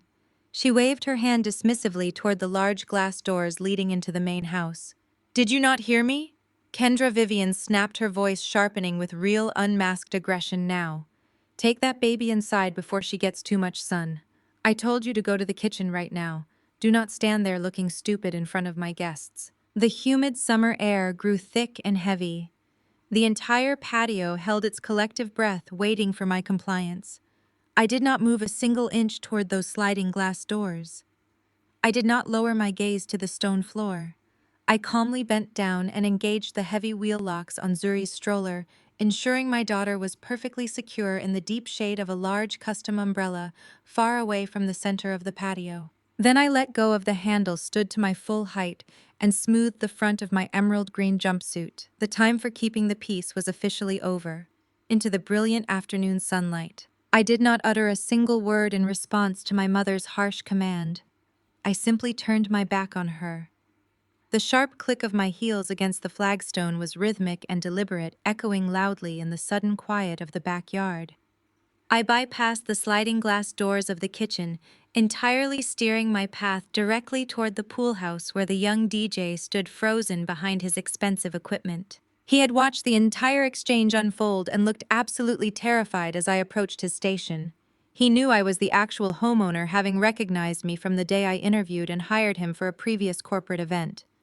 I reached out smoothly and took the wireless microphone resting on the edge of his mixing board. I gave him a polite, dismissive nod. He immediately took 2 steps back, surrendering the space, the equipment, and the floor entirely to me. The heavy metal of the microphone felt incredibly grounding in my hand. I switched it on.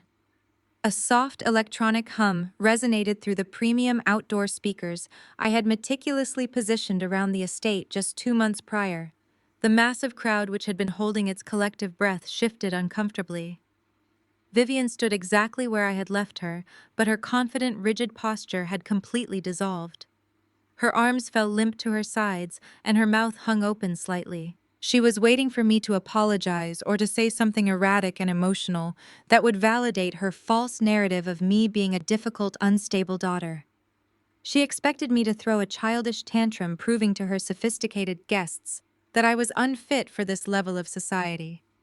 She was ready to play the gracious, long-suffering mother the moment I showed a single crack in my armor.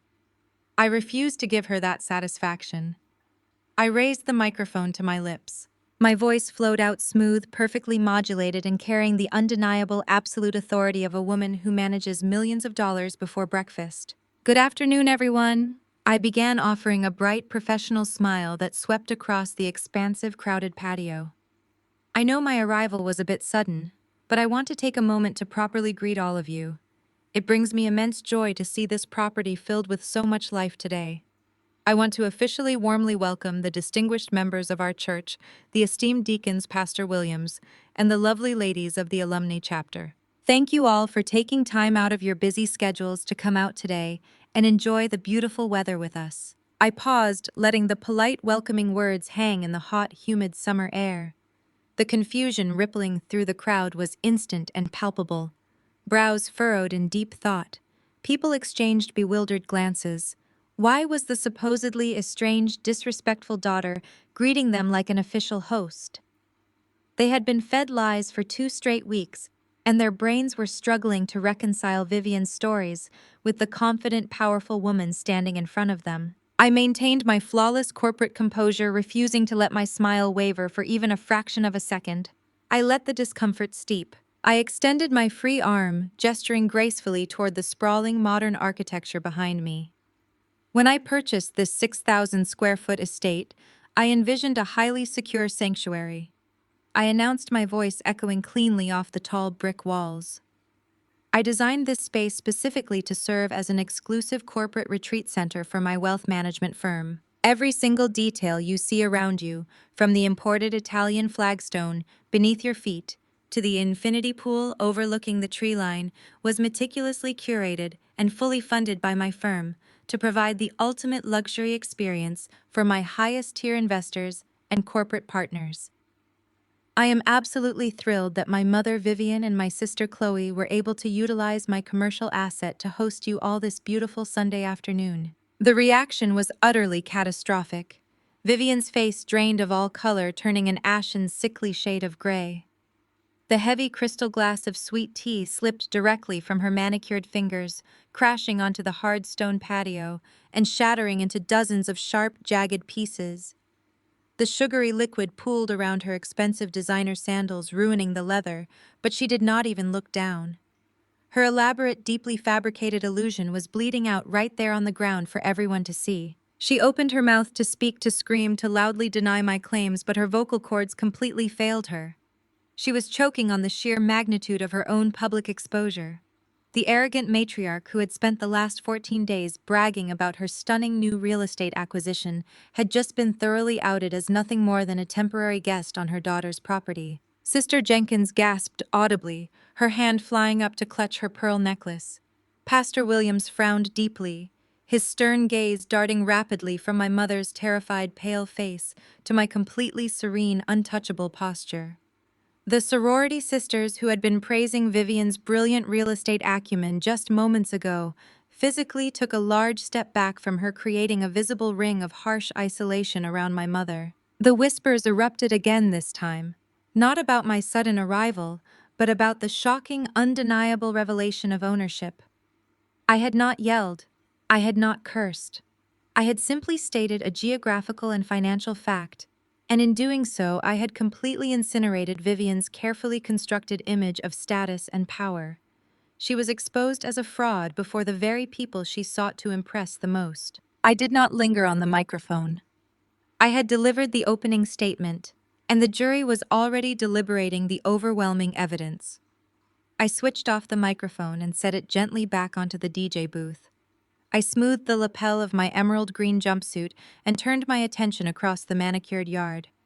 Vivian was paralyzed, trapped entirely in the social wreckage of her own making, but my work was not finished yet. It was time to collect the remaining debts. I walked with calculated, unhurried precision away from the pool house and directly toward the massive custom outdoor kitchen. Trevor stood behind the stainless steel grill, frozen in place like a deer caught in the blinding headlights of an oncoming freight train. Thick white smoke billowed up from the burgers he had neglected, but he did not move to flip them. Deacon Hayes and Pastor Williams were standing right next to him, their expressions shifting rapidly from polite interest to severe, intense scrutiny. Trevor gripped his grilling tongs so tightly his knuckles turned completely white. The arrogant real estate tycoon persona he had been projecting all afternoon was rapidly evaporating, leaving behind nothing but a desperate broke man standing on expensive property he could never afford. I kept my eyes locked onto his, holding my crisp ivory folder securely at my side, ready to drop the next domino and finalize this transaction. The distance between the pool house and the custom outdoor kitchen felt incredibly short, but I took my time, letting the heavy, suffocating silence of the patio amplify my every step. Trevor watched my approach with the wide, terrified eyes of a man who suddenly realized he was standing on quicksand. The rich scent of smoking charcoal and searing meat completely failed to mask the sharp metallic stench of his sheer panic. Beside him, Pastor Williams and Deacon Jones remained perfectly still. These were seasoned, observant men who had survived decades of corporate and social warfare in this city.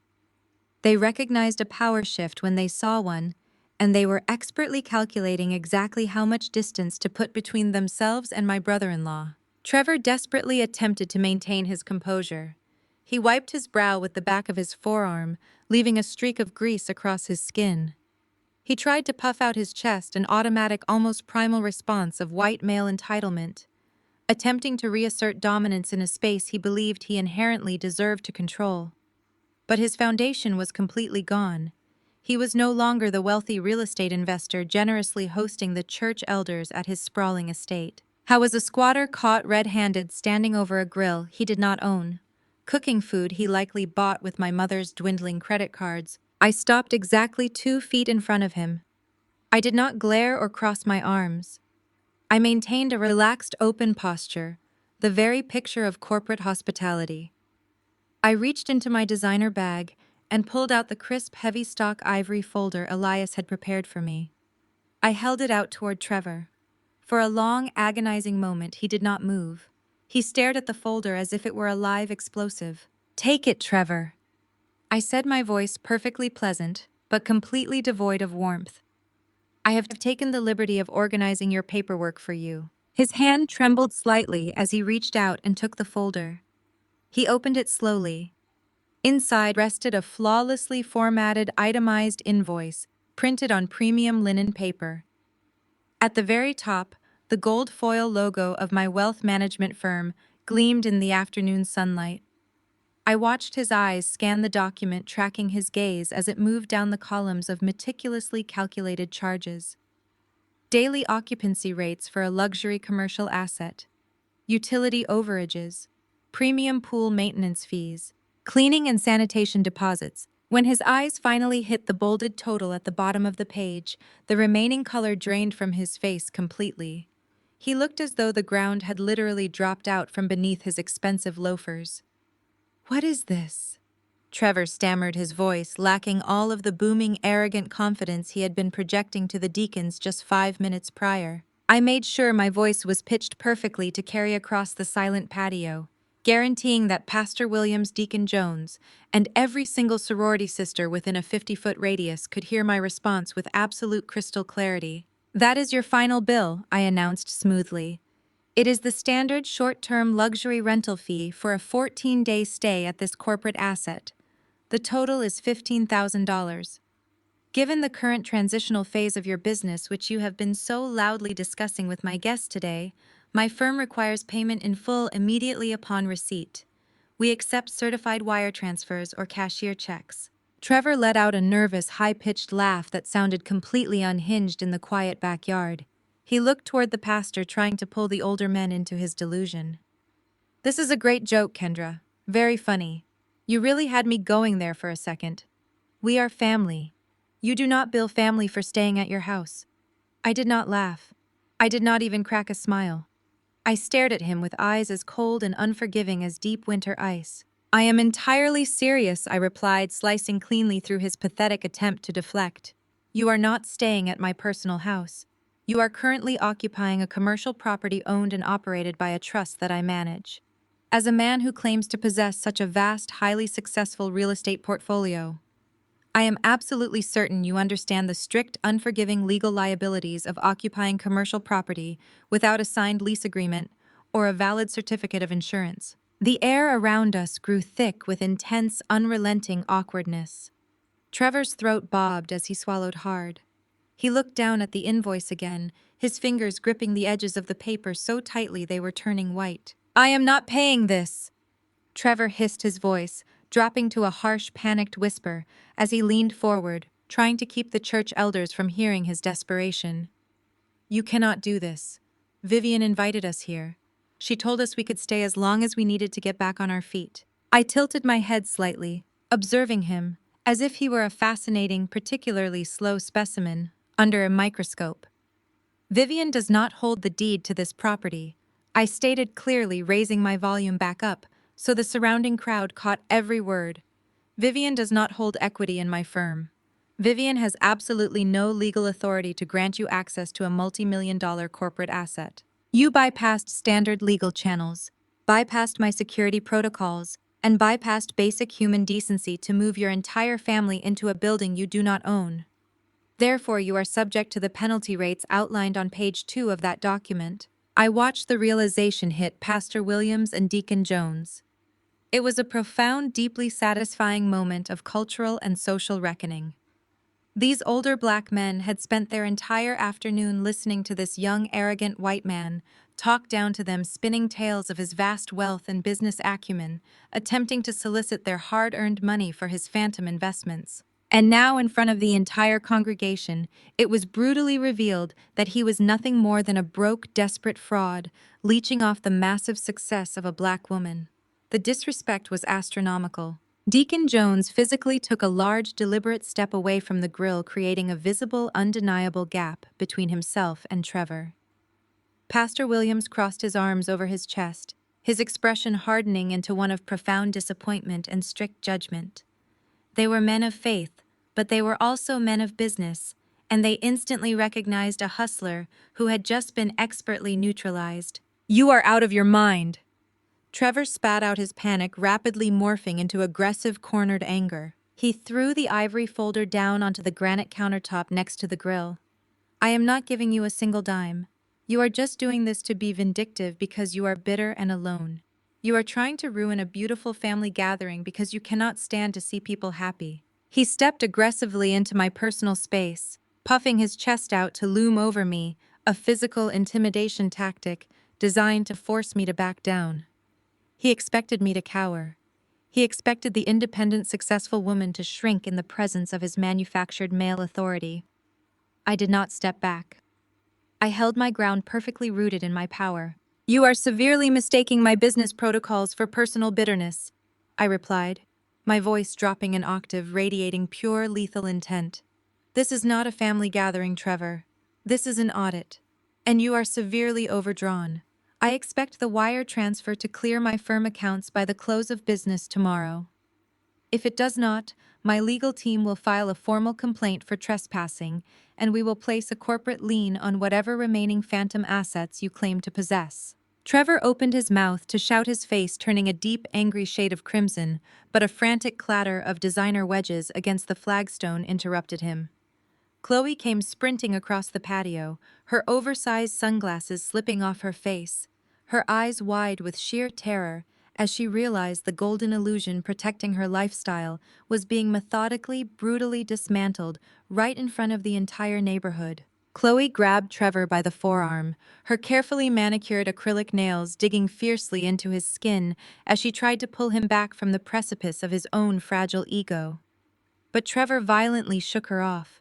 He was completely blinded by the sheer humiliation of being exposed in front of the wealthy church elders he had been aggressively courting all afternoon. The veins in his neck bulged against the collar of his expensive polo shirt. He closed the remaining gap between us, stepping so far into my personal space that the toes of his loafers nearly touched the tips of my emerald green heels. He tried to use his physical height to tower over me, an ancient and pathetic tactic designed to make women shrink. He thrust his chest forward, his face contorted into a mask of volatile, cornered rage. "You cannot do this to us!" Trevor snarled, his voice vibrating with unfiltered white male entitlement. "This is family property. You have absolutely no right to march in here and hand me fake invoices just because you are bitter and alone. You need to turn around and walk right back out those gates before I have you physically removed from the premises." I did not take a single step backward. I did not blink. I stared directly up into his eyes, allowing him to see the absolute void of fear in my expression. I let the silence stretch for 5 agonizing seconds, forcing him to feel the complete ineffectiveness of his physical intimidation. "I highly recommend you lower your voice and take a step back, Trevor," I said, my tone deadly, calm, and perfectly even.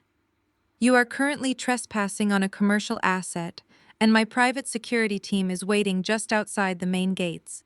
If you threaten me again, you will not leave this property in a rented moving truck. You will leave in the back of a police cruiser." Before Trevor could formulate a response to that promise, Vivian forcefully pushed her way through the thick ring of stunned onlookers. She had discarded her shattered glass of sweet tea, replacing it with a weapon she was far more comfortable wielding. She slapped on a flawless mask of maternal heartbreak.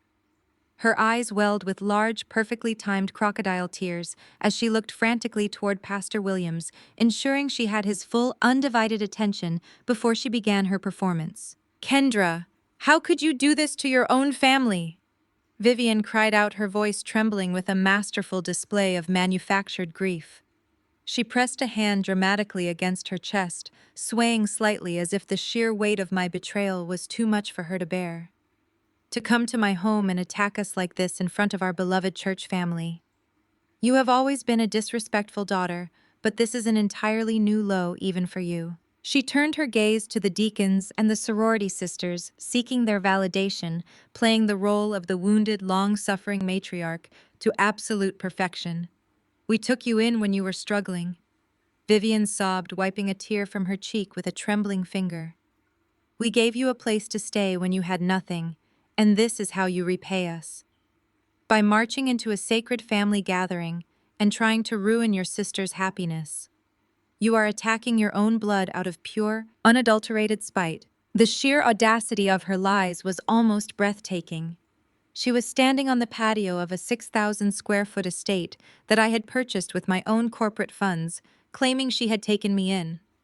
She was attempting to rewrite history in real-time banking on the cultural expectation that a Black daughter would never publicly correct her mother in front of the congregation. She thought the presence of Pastor Williams would act as an impenetrable shield, forcing me to bow my head and absorb her verbal abuse to maintain the illusion of respectability. Sister Jenkins gasped, softly shaking her head as she looked at me with deep disappointment. Several other women murmured in agreement, their sympathies naturally aligning with the weeping mother figure. Pastor Williams stepped forward, raising his hands in a gesture meant to restore peace. "Now let us all take a deep breath," the pastor said gently, looking between me and Vivian. "Family disputes are painful, but they should be handled privately, with grace and prayer. Kendra, perhaps you should apologize to your mother, and we can all move inside to discuss this calmly." Vivian offered the pastor a weak, grateful nod, her eyes darting toward me with a flash of malicious triumph. She thought she had won. She thought bringing God and the church elders into the crossfire had successfully disarmed me. She expected me to crumble under the heavy, suffocating weight of community judgment. I did not break my professional composure. I did not raise my voice to match her theatrics. I looked at the pastor, offering him a polite, respectful nod, before turning my absolute focus back to my mother. "There will be no apologies, and there will be no private discussions inside my house," I announced smoothly, ensuring my voice carried to the very back of the patio. "You do not get to weaponize our community to cover up your financial crimes, Vivian. You do not get to cry fake tears about disrespect after you explicitly told me you do not do rules for my newborn child and ordered me out of my own home while I was actively bleeding from a surgical incision." Vivian flinched, the mention of my surgery temporarily breaking her rhythm. She opened her mouth to interrupt, but I cut her off with a sharp, authoritative gesture. "You claim you took me in when I was struggling." I continued, taking a deliberate step toward her, forcing her to look me in the eye. "That is a fascinating narrative. But since you have decided to lay all of our family secrets out on the patio for the congregation to judge, I think it is only fair that we present the entire truth. I think it is time we show the pastor and the deacons exactly what kind of business your beloved son-in-law has been running, and exactly how you managed to afford the catering for this little charade today." Trevor panicked. He lunged forward again, reaching blindly for the pristine ivory folder still clutched in my hand. "Give me that," he demanded, his voice cracking with pure desperation. I stepped neatly out of his reach. The time for gaslighting and physical intimidation had expired. It was time to show the congregation the receipts. I bypassed Trevor completely and turned my attention squarely back to the men whose hard-earned money he had just been aggressively targeting. "Deacon Hayes," I said, my voice steady and commanding. "I believe Trevor was just discussing his extensive real estate portfolio with you and Pastor Williams. He was likely offering you an exclusive opportunity to invest your retirement funds into his next big acquisition." Deacon Hayes frowned, his eyes darting between me and the panicked man standing beside him. "He was mentioning an upcoming commercial development," the deacon confirmed cautiously. I pulled a thick stack of stapled legal documents from my folder. I handed the first copy directly to Deacon Hayes and the second copy to Pastor Williams. "I think you should carefully review his actual financial portfolio before you sign a single check over to Apex Vanguard Consulting." Trevor let out a guttural sound of pure panic. He tried to lunge forward again, but Pastor Williams raised a single authoritative hand, stopping Trevor dead in his tracks without even looking at him. The pastor adjusted his glasses and looked down at the paperwork. "What exactly are we looking at here, Kendra?" Pastor Williams asked, his tone shifting from a peacemaker to a stern community leader. "You are looking at federal Chapter 7 bankruptcy filings," I announced, ensuring every sorority sister and church member on the patio heard the absolute truth. "Filed in the federal court exactly 3 months ago. Apex Vanguard Consulting does not exist. It was legally dissolved. Trevor is currently hundreds of thousands of dollars in debt to various creditors, unpaid vendors, and former business partners." The collective gasp from the patio was loud and undeniable. Sister Jenkins pressed her hand to her chest. The facade of the wealthy, successful white son-in-law that Vivian had paraded around our community for years was instantly vaporized. "There is more," I continued, smoothly pulling out the next set of papers. "The document attached just beneath that is an eviction judgment from the county civil court. Chloe and Trevor did not come here because his business was in a transitional phase. They were legally locked out of their luxury downtown apartment 30 days ago for failing to pay their rent for 6 consecutive months." I handed the eviction notice directly to a prominent sorority sister standing near my mother. The woman took it with a mixture of horror and morbid fascination, her eyes scanning the official court seal. "This is a complete misunderstanding." Trevor stammered, his voice cracking wildly as he backed away from the grill. "Those are just temporary liquidity issues. The market has been incredibly hostile to independent contractors this quarter. My legal team is already handling the restructuring." "You do not have a legal team, Trevor," I stated flatly, cutting off his pathetic corporate buzzwords. "You have a court-appointed bankruptcy trustee who is currently liquidating your remaining assets to pay off the people you defrauded. You came to my mother's church cookout to run a hustle. You stood on my property and tried to swindle these men out of their life savings to fund your absolute failure of a life." Deacon Hayes lowered the documents. His face was a mask of cold, rigid fury. He was a man who had worked 30 years at the Postal Service, saving every dime to build a legacy for his grandchildren. He looked at Trevor not with anger but with absolute profound disgust. "You looked me in my face and told me your firm was managing $10 million in assets," Deacon Hayes said, his voice rumbling with deep disappointment. "You sat in our pews, ate our food, and tried to steal from us, while you did not even have a roof over your own head." "Deacon, please, I can explain." Trevor begged, his hands raised in surrender. "Do not speak to me," Deacon Hayes snapped, turning his back on Trevor entirely. It was the ultimate dismissal. In our community, when the elders turn their backs on you, you cease to exist. Chloe could no longer maintain her wealthy housewife illusion. The oversized designer sunglasses slid off her face as she let out a piercing, hysterical scream. She stomped her wedge heels against the flagstone, her perfect blowout ruined by the sweat and humidity. "You are ruining our lives!" Chloe shrieked, her voice echoing shrilly across the yard. Tears ruined her perfectly applied makeup, leaving dark streaks down her cheeks. "You are a monster, Kendra. We had nowhere else to go. You have all this money and this huge house, and you are humiliating us for absolutely no reason." I slowly turned my gaze to my younger sister. I took in her designer sundress, the expensive highlights in her hair, and the fake luxury handbag hanging from her shoulder. "I am not ruining your lives, Chloe," I replied smoothly, my voice lacking any trace of sisterly sympathy. "You and your husband ruined your own lives with terrible financial decisions and unearned arrogance. I am simply cleaning up the toxic mess you decided to drag to my doorstep." I took a step toward her, dropping my voice slightly. "You moved into my home while I was recovering from major surgery. You demanded the master suite. You drank my wine and disrespected me in my own sanctuary. You thought you could bully the family scapegoat because you have always hidden behind our mother's skirts. But you forgot that out here in the real world, actions have actual consequences." Chloe shrank back, her lower lip trembling as she looked toward our mother for protection. But Vivian was paralyzed. Her entire social standing, the pristine image of Black excellence she had meticulously curated for decades, was bleeding out onto the patio. The sorority sisters who had praised Vivian's brilliant real estate acumen just 20 minutes ago were now actively stepping away from her. They were whispering behind their hands, exchanging looks of severe judgment. Vivian had brought a con artist into their inner circle. She had tried to pass off a bankrupt evicted grifter as a prize. "You planned this!" Vivian hissed, dropping the grieving mother act completely. Her voice was pure, unadulterated venom. "You set us up to embarrass us in front of my friends. You always were a jealous, hateful girl."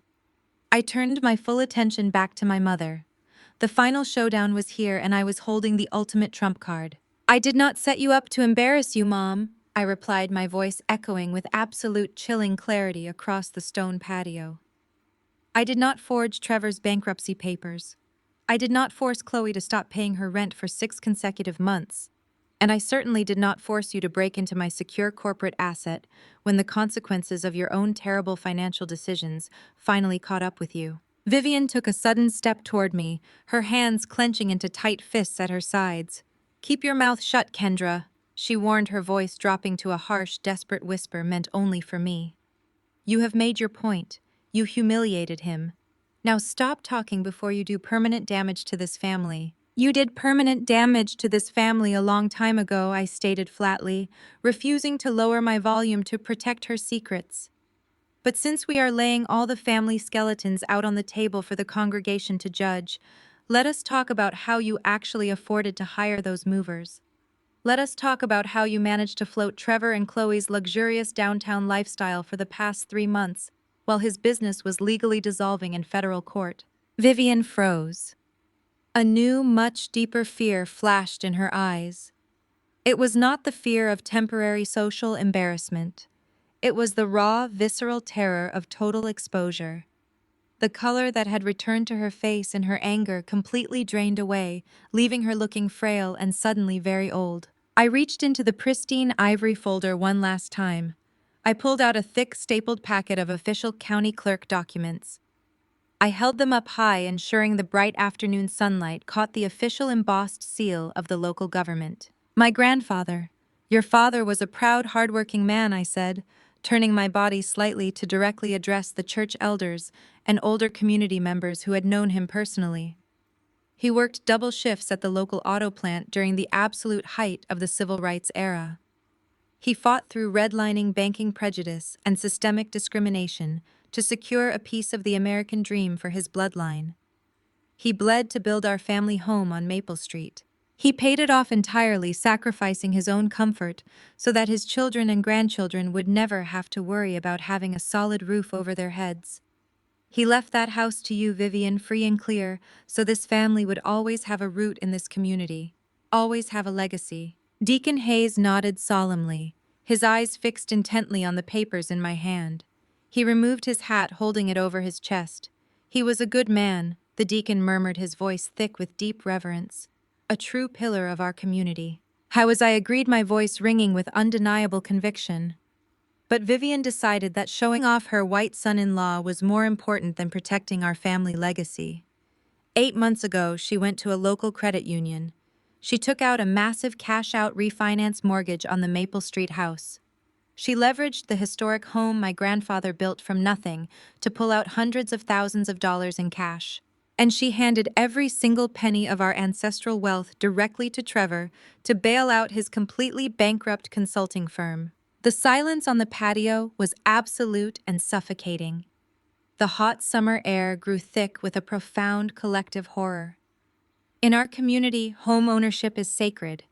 Losing a family home is a devastating tragedy, but deliberately leveraging a paid-off generational asset to fund a fraudulent lifestyle for an arrogant son-in-law who actively looked down on us was an unforgivable treason. Even Chloe stopped crying. She lowered her hands from her ruined makeup and stared at our mother in pure, unadulterated shock. Mom, Chloe whispered, her voice trembling with sheer disbelief. You told me you used your retirement savings. You said the house was completely fine. Vivian shook her head frantically, backing away from her favorite daughter. It was an investment, Vivian pleaded, her voice shrill and desperate as she looked around at the judgmental faces of her peers. Trevor said the market was turning. He promised me a massive guaranteed return. I was trying to build generational wealth for all of us. You were trying to buy status. I corrected her sharply, cutting through her pathetic excuses like a surgical scalpel. You were trying to purchase the illusion of black excellence while funding a white man's entitlement. And because of your spectacular failure of judgment, you lost everything. I separated the top document from the stack and held it out. It was a brightly colored legal notice impossible to misinterpret. 2 weeks ago, I continued, my voice booming across the stunned crowd. The bank ran out of patience. You defaulted on the loan, Vivian. I am holding the official pre-foreclosure notice right here. She lost the house. She gambled away our grandfather's legacy, our ancestral home, to fund a lifestyle that none of you could actually afford. The impact of my words hit the crowd like a devastating physical blow. Plates of expensive catered barbecue were set down on patio tables abandoned completely. Crystal glasses clinked nervously as people placed their drinks down, eager to physically distance themselves from the radioactive fallout.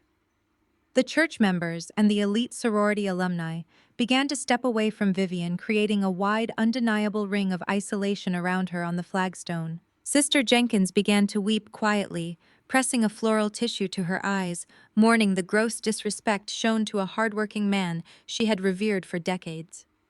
Pastor Williams closed his eyes and shook his head slowly, a gesture of profound, absolute condemnation.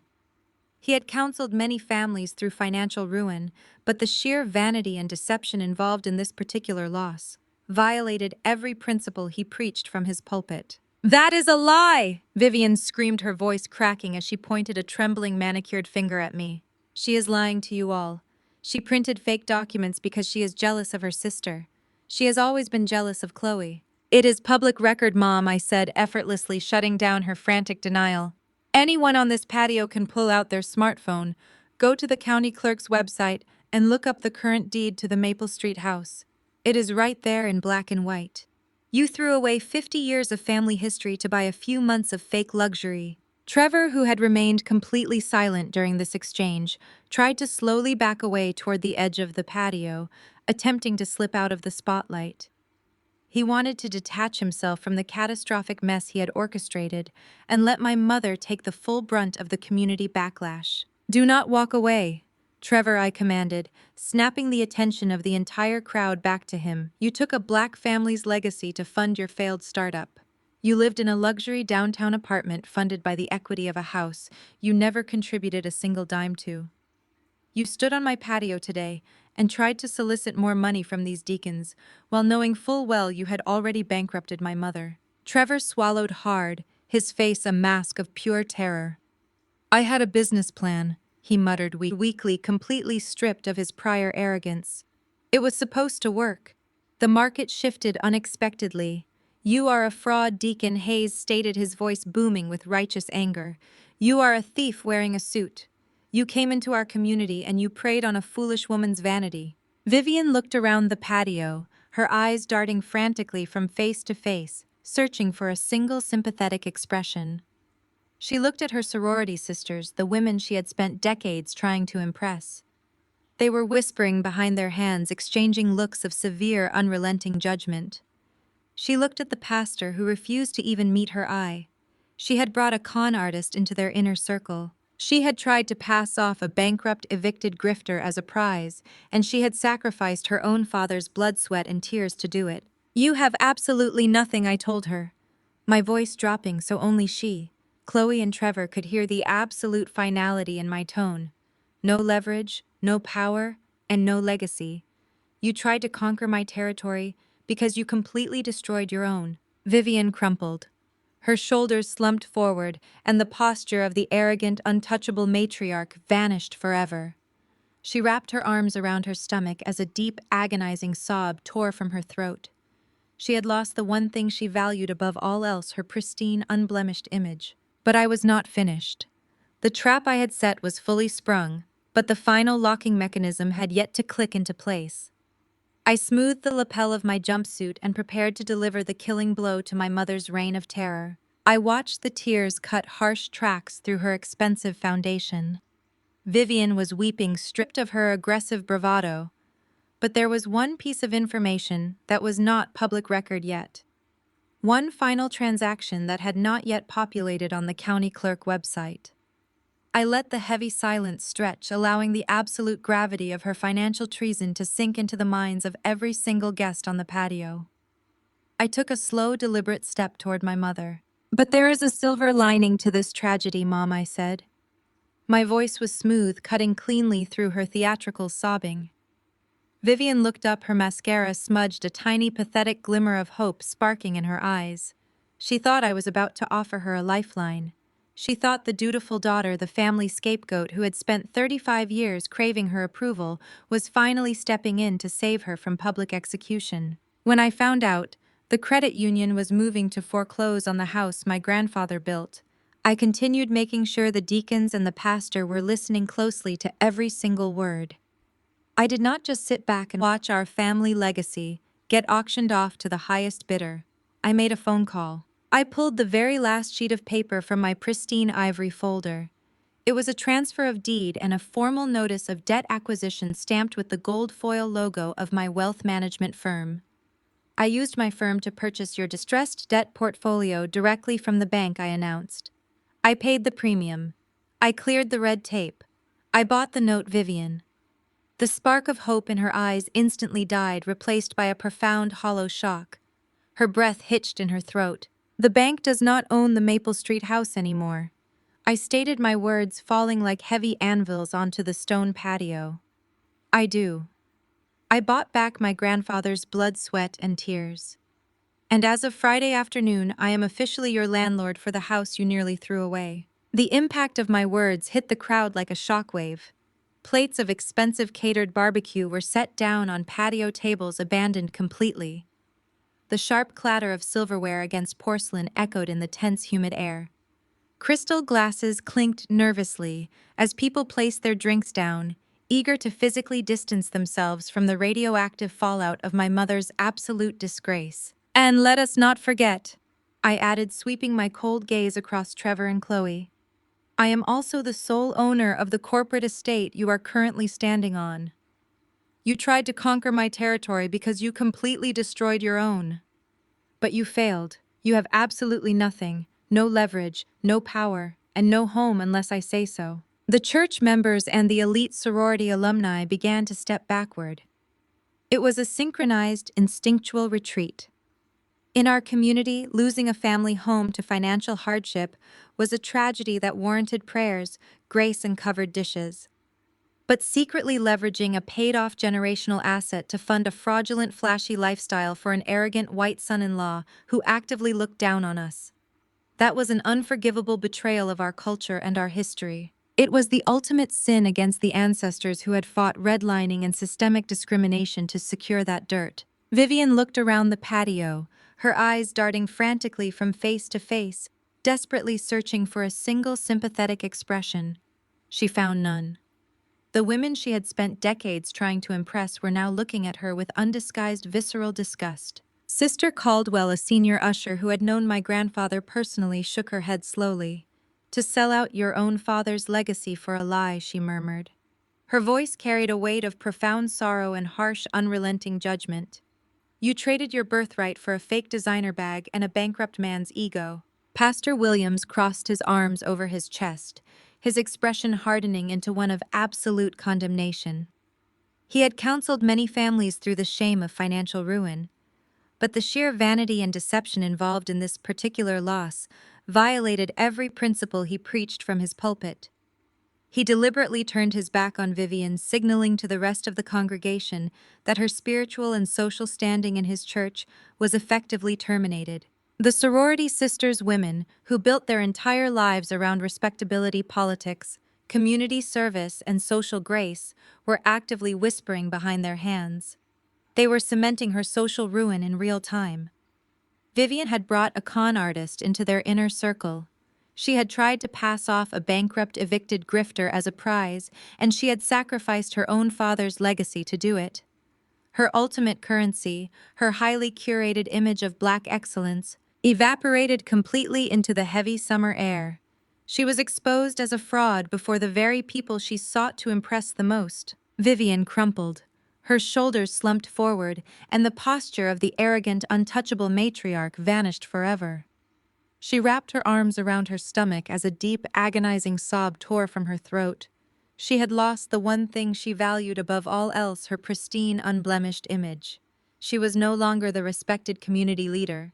She was a cautionary tale, a financial pariah. Chloe grabbed her chest, hyperventilating as the reality of their total destitution finally pierced her thick bubble of delusion. The designer sunglasses she had been hiding behind lay forgotten on the ground. "Kendra, please," Chloe begged, her voice high and breathless with panic. "You have to help us. We have nowhere to go. We have kids. You cannot just leave us with nothing." "You left yourselves with nothing," I corrected her, my tone devoid of any sisterly warmth. "You lived in a luxury downtown apartment funded by the equity of a house you never contributed a single dime to. You treated my success as your personal bank account, and you treated me like garbage while you did it. You laughed when Mom told me to leave my own house. Now you get to experience what being unhoused actually feels like." Trevor stood completely paralyzed, his face a sickly shade of gray. The white male entitlement that had fueled his entire existence had been expertly dismantled and weaponized against him. He was broke, exposed, and entirely at the mercy of a black woman he had spent weeks trying to belittle and intimidate. He could not even look the deacons in the eye. He simply stared at the flagstone, thoroughly defeated, his fraudulent empire reduced to ashes. I stood tall in my emerald green jumpsuit, perfectly rooted in my power. The transition was complete. I was no longer the family scapegoat. I was the architect of my own peace and the ruthless guardian of our actual family legacy. I looked down at Vivian, who was now weeping openly on my imported stone patio, surrounded by the shattered pieces of her crystal glass and her destroyed reputation. She had tried to break me down to build herself up, but she had severely underestimated the strength of the woman she raised. I pulled my phone from the pocket of my emerald green jumpsuit and tapped a single button on the screen. The heavy iron gates at the front of the driveway hummed to life, swinging open to reveal the street. Two black SUVs rolled smoothly up the paved driveway, their tires crunching over the gravel edge before stopping right beside the edge of the flagstone patio. Four private security contractors stepped out in unison. They were dressed in immaculate dark suits, their physical presence immediately commanding absolute compliance. My attorney Elias stepped out of the lead vehicle. He adjusted his wire-rimmed glasses, gripping a slim leather briefcase, and walked with purposeful, measured steps to stand directly by my side. He surveyed the chaotic scene on the patio, his expression perfectly neutral, before giving me a curt nod, indicating the perimeter was secured. "The cookout is officially over," I announced to the crowd, raising my voice to carry over the murmurs. "I apologize for the sudden disruption, but I must ask all guests to safely gather your belongings and vacate the premises. The front gates will remain open for your departure. Have a blessed Sunday." No one argued. The church elders, the deacons, and the sorority alumni began moving toward their luxury vehicles in a synchronized, hushed exodus. They were eager to escape the radioactive fallout of Vivian's collapsed empire. Deacon Hayes gave me a small, respectful nod as he passed a silent acknowledgement of the power dynamic I had just rightfully reclaimed. Pastor Williams did not even glance in my mother's direction as he guided his wife toward their car. They were leaving Vivian exactly where she belonged, in the ruins of her own catastrophic deception. Once the majority of the guests had cleared the immediate patio area, I turned my full attention back to my mother, my sister, and her husband. "You have exactly 1 hour to pack your belongings," I said, my tone shifting to absolute zero. The temperature in my voice left no room for negotiation or emotional manipulation. "My security team will escort you through the house to ensure you only take what belongs to you. When the hour is up, you will be escorted off this property. Anything you leave behind will be immediately disposed of by a commercial cleaning crew tomorrow morning." Vivian's tough, unyielding facade completely disintegrated. The woman who had terrorized me with conditional love and harsh criticism for 3 decades vanished, replaced by a desperate weeping shell. She scrambled up from the stone patio, her silk caftan stained with sweet tea and dirt. She reached out toward me, her hands shaking uncontrollably as tears carved deep tracks through her expensive foundation. "Kendra, please," Vivian sobbed, her voice cracking with raw, genuine desperation. "You cannot do this. Where are we supposed to go? We do not have anywhere else. Trevor has no money. Chloe has no job. You cannot put your own mother and your sister out on the street. We are your blood." I looked at her without a single ounce of pity. I felt absolutely nothing. The well of daughterly guilt she had relied on to control me was completely dry. I remembered her callous voice on the phone when I was bleeding, exhausted, and desperately trying to protect the peace of my newborn child. I remembered her telling me to leave my own home so her golden child could have the master suite. "You told me you do not do rules," I replied, my voice echoing with lethal calm. "Well, I do not do disrespect. Your hour starts now. Leave." Elias stepped forward, signaling the 4 security contractors. They moved in seamlessly, forming a physical barrier between me and my toxic family. "Right this way, gentlemen," Elias instructed Trevor, pointing toward the sliding glass doors. "Ladies, the clock is ticking. I highly suggest you focus on gathering your essentials." Trevor did not say another word. The fight had been completely drained out of him. He stared at the security guards, his shoulders slumped in absolute defeat, and trudged toward the house like a prisoner walking to the gallows. Chloe let out a pathetic, breathy wail, grabbing her fake designer handbag from the ground and sprinting after her husband. She knew she had no leverage. She knew the luxury lifestyle she felt so entitled to had just been revoked permanently. Vivian remained rooted to the patio for a few seconds longer, staring at me as if hoping I would suddenly break character and offer her grace. But I stood firm, my expression carved from stone. When one of the security contractors took a step toward her, she finally flinched, turning around and stumbling toward the kitchen doors. I remained outside on the patio, breathing in the warm summer air. The heavy scent of hickory smoke was fading, replaced by the crisp, clean scent of the manicured lawn. I walked over to the shaded alcove where Zuri was still sleeping soundly in her stroller. I gently unlocked the wheels and turned her toward the far side of the pool, completely shielding her from the chaotic scramble happening inside the house.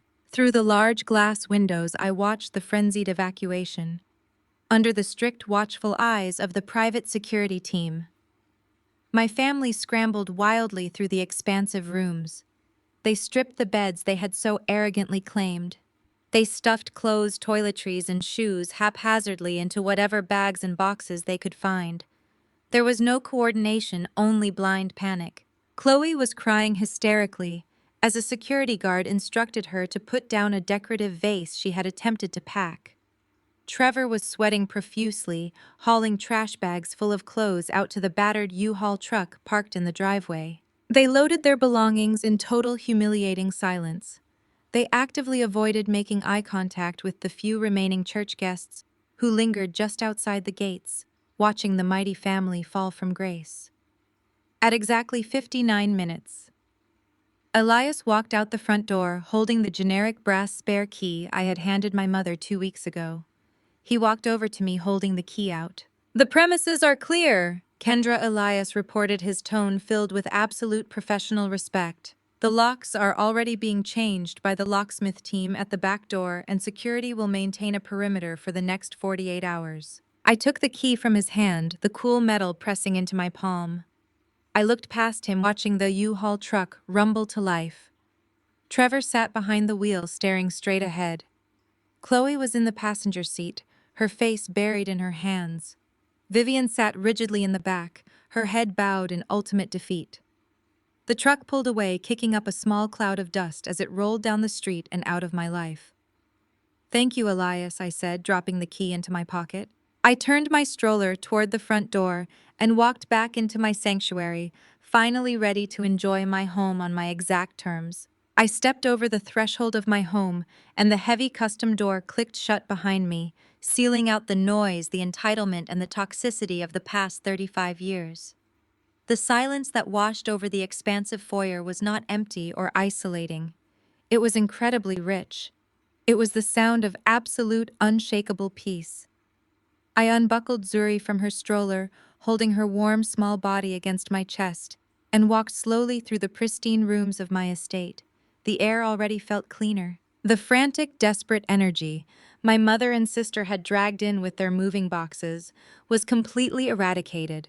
I was finally home and my sanctuary was secured. 6 months passed since that explosive Sunday afternoon. Winter gave way to a crisp, bright spring, and my life settled into a beautiful, uninterrupted rhythm. I am sitting on the floor of my sunlit living room right now, watching Zuri roll across a plush sensory blanket. She is babbling happily, reaching for a brightly colored wooden block with a level of determination that makes me smile. She is growing so fast, surrounded by nothing but soft voices, encouragement, and unconditional love. She will never know the feeling of walking on eggshells in her own home. She will never have to shrink herself to make a fragile, insecure family member feel tall. The cycle of emotional abuse ended the exact moment I handed Trevor that invoice. Professionally, I am operating on an entirely different echelon. My wealth management firm closed its most profitable quarter to date. Elias and my executive team have secured 3 new massive corporate accounts, and the industry respect I command has never been higher.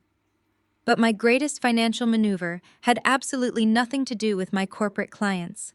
It had everything to do with the house on Maple Street. Once the deed transferred fully into my firm's possession, I did not sell my grandfather's legacy to developers.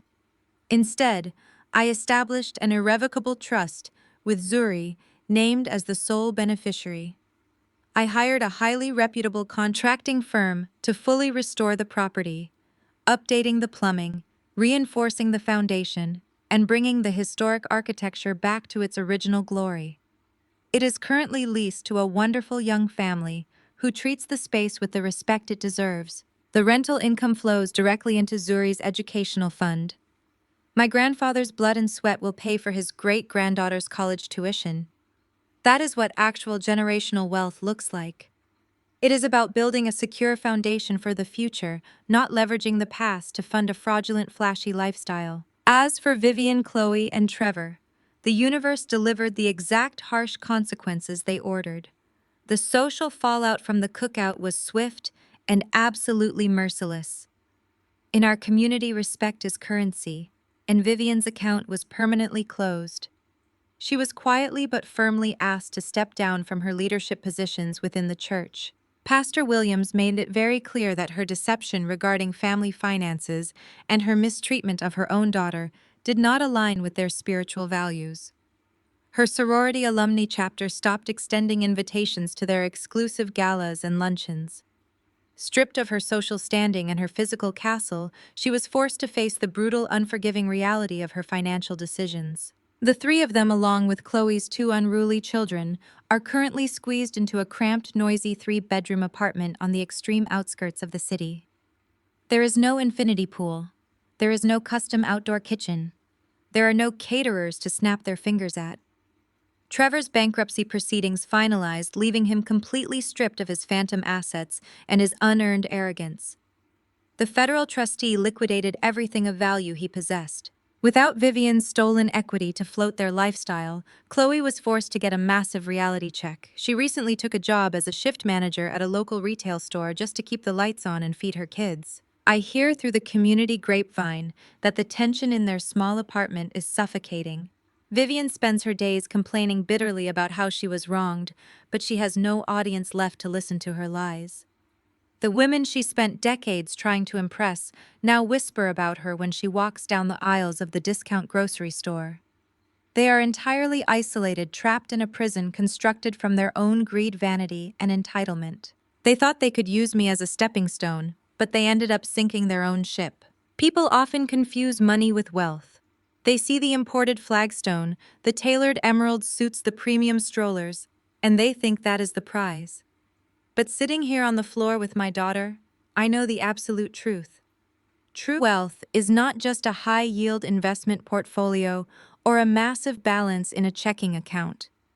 True wealth is the undeniable supreme peace of mind that comes from knowing you have built a fortress around your energy. It is the ability to look at toxic bloodlines, recognize the poison they carry, and ruthlessly amputate them from your life before they can infect your children. I fought through corporate warfare and systemic discrimination to secure my seat at the table. But the most important battle I ever won was right here on my own patio. I protected my peace, I protected my child, and I took back my grandfather's legacy from the people who tried to sell it for spare parts. I look down at Zuri, who grabs my finger with her tiny, strong hand and offers me a bright, toothless smile. The lineage of trauma stops with me. The lineage of peace starts with her. And that is a return on investment no amount of money could ever buy. The greatest lesson from this journey is that true wealth is never just about money or status.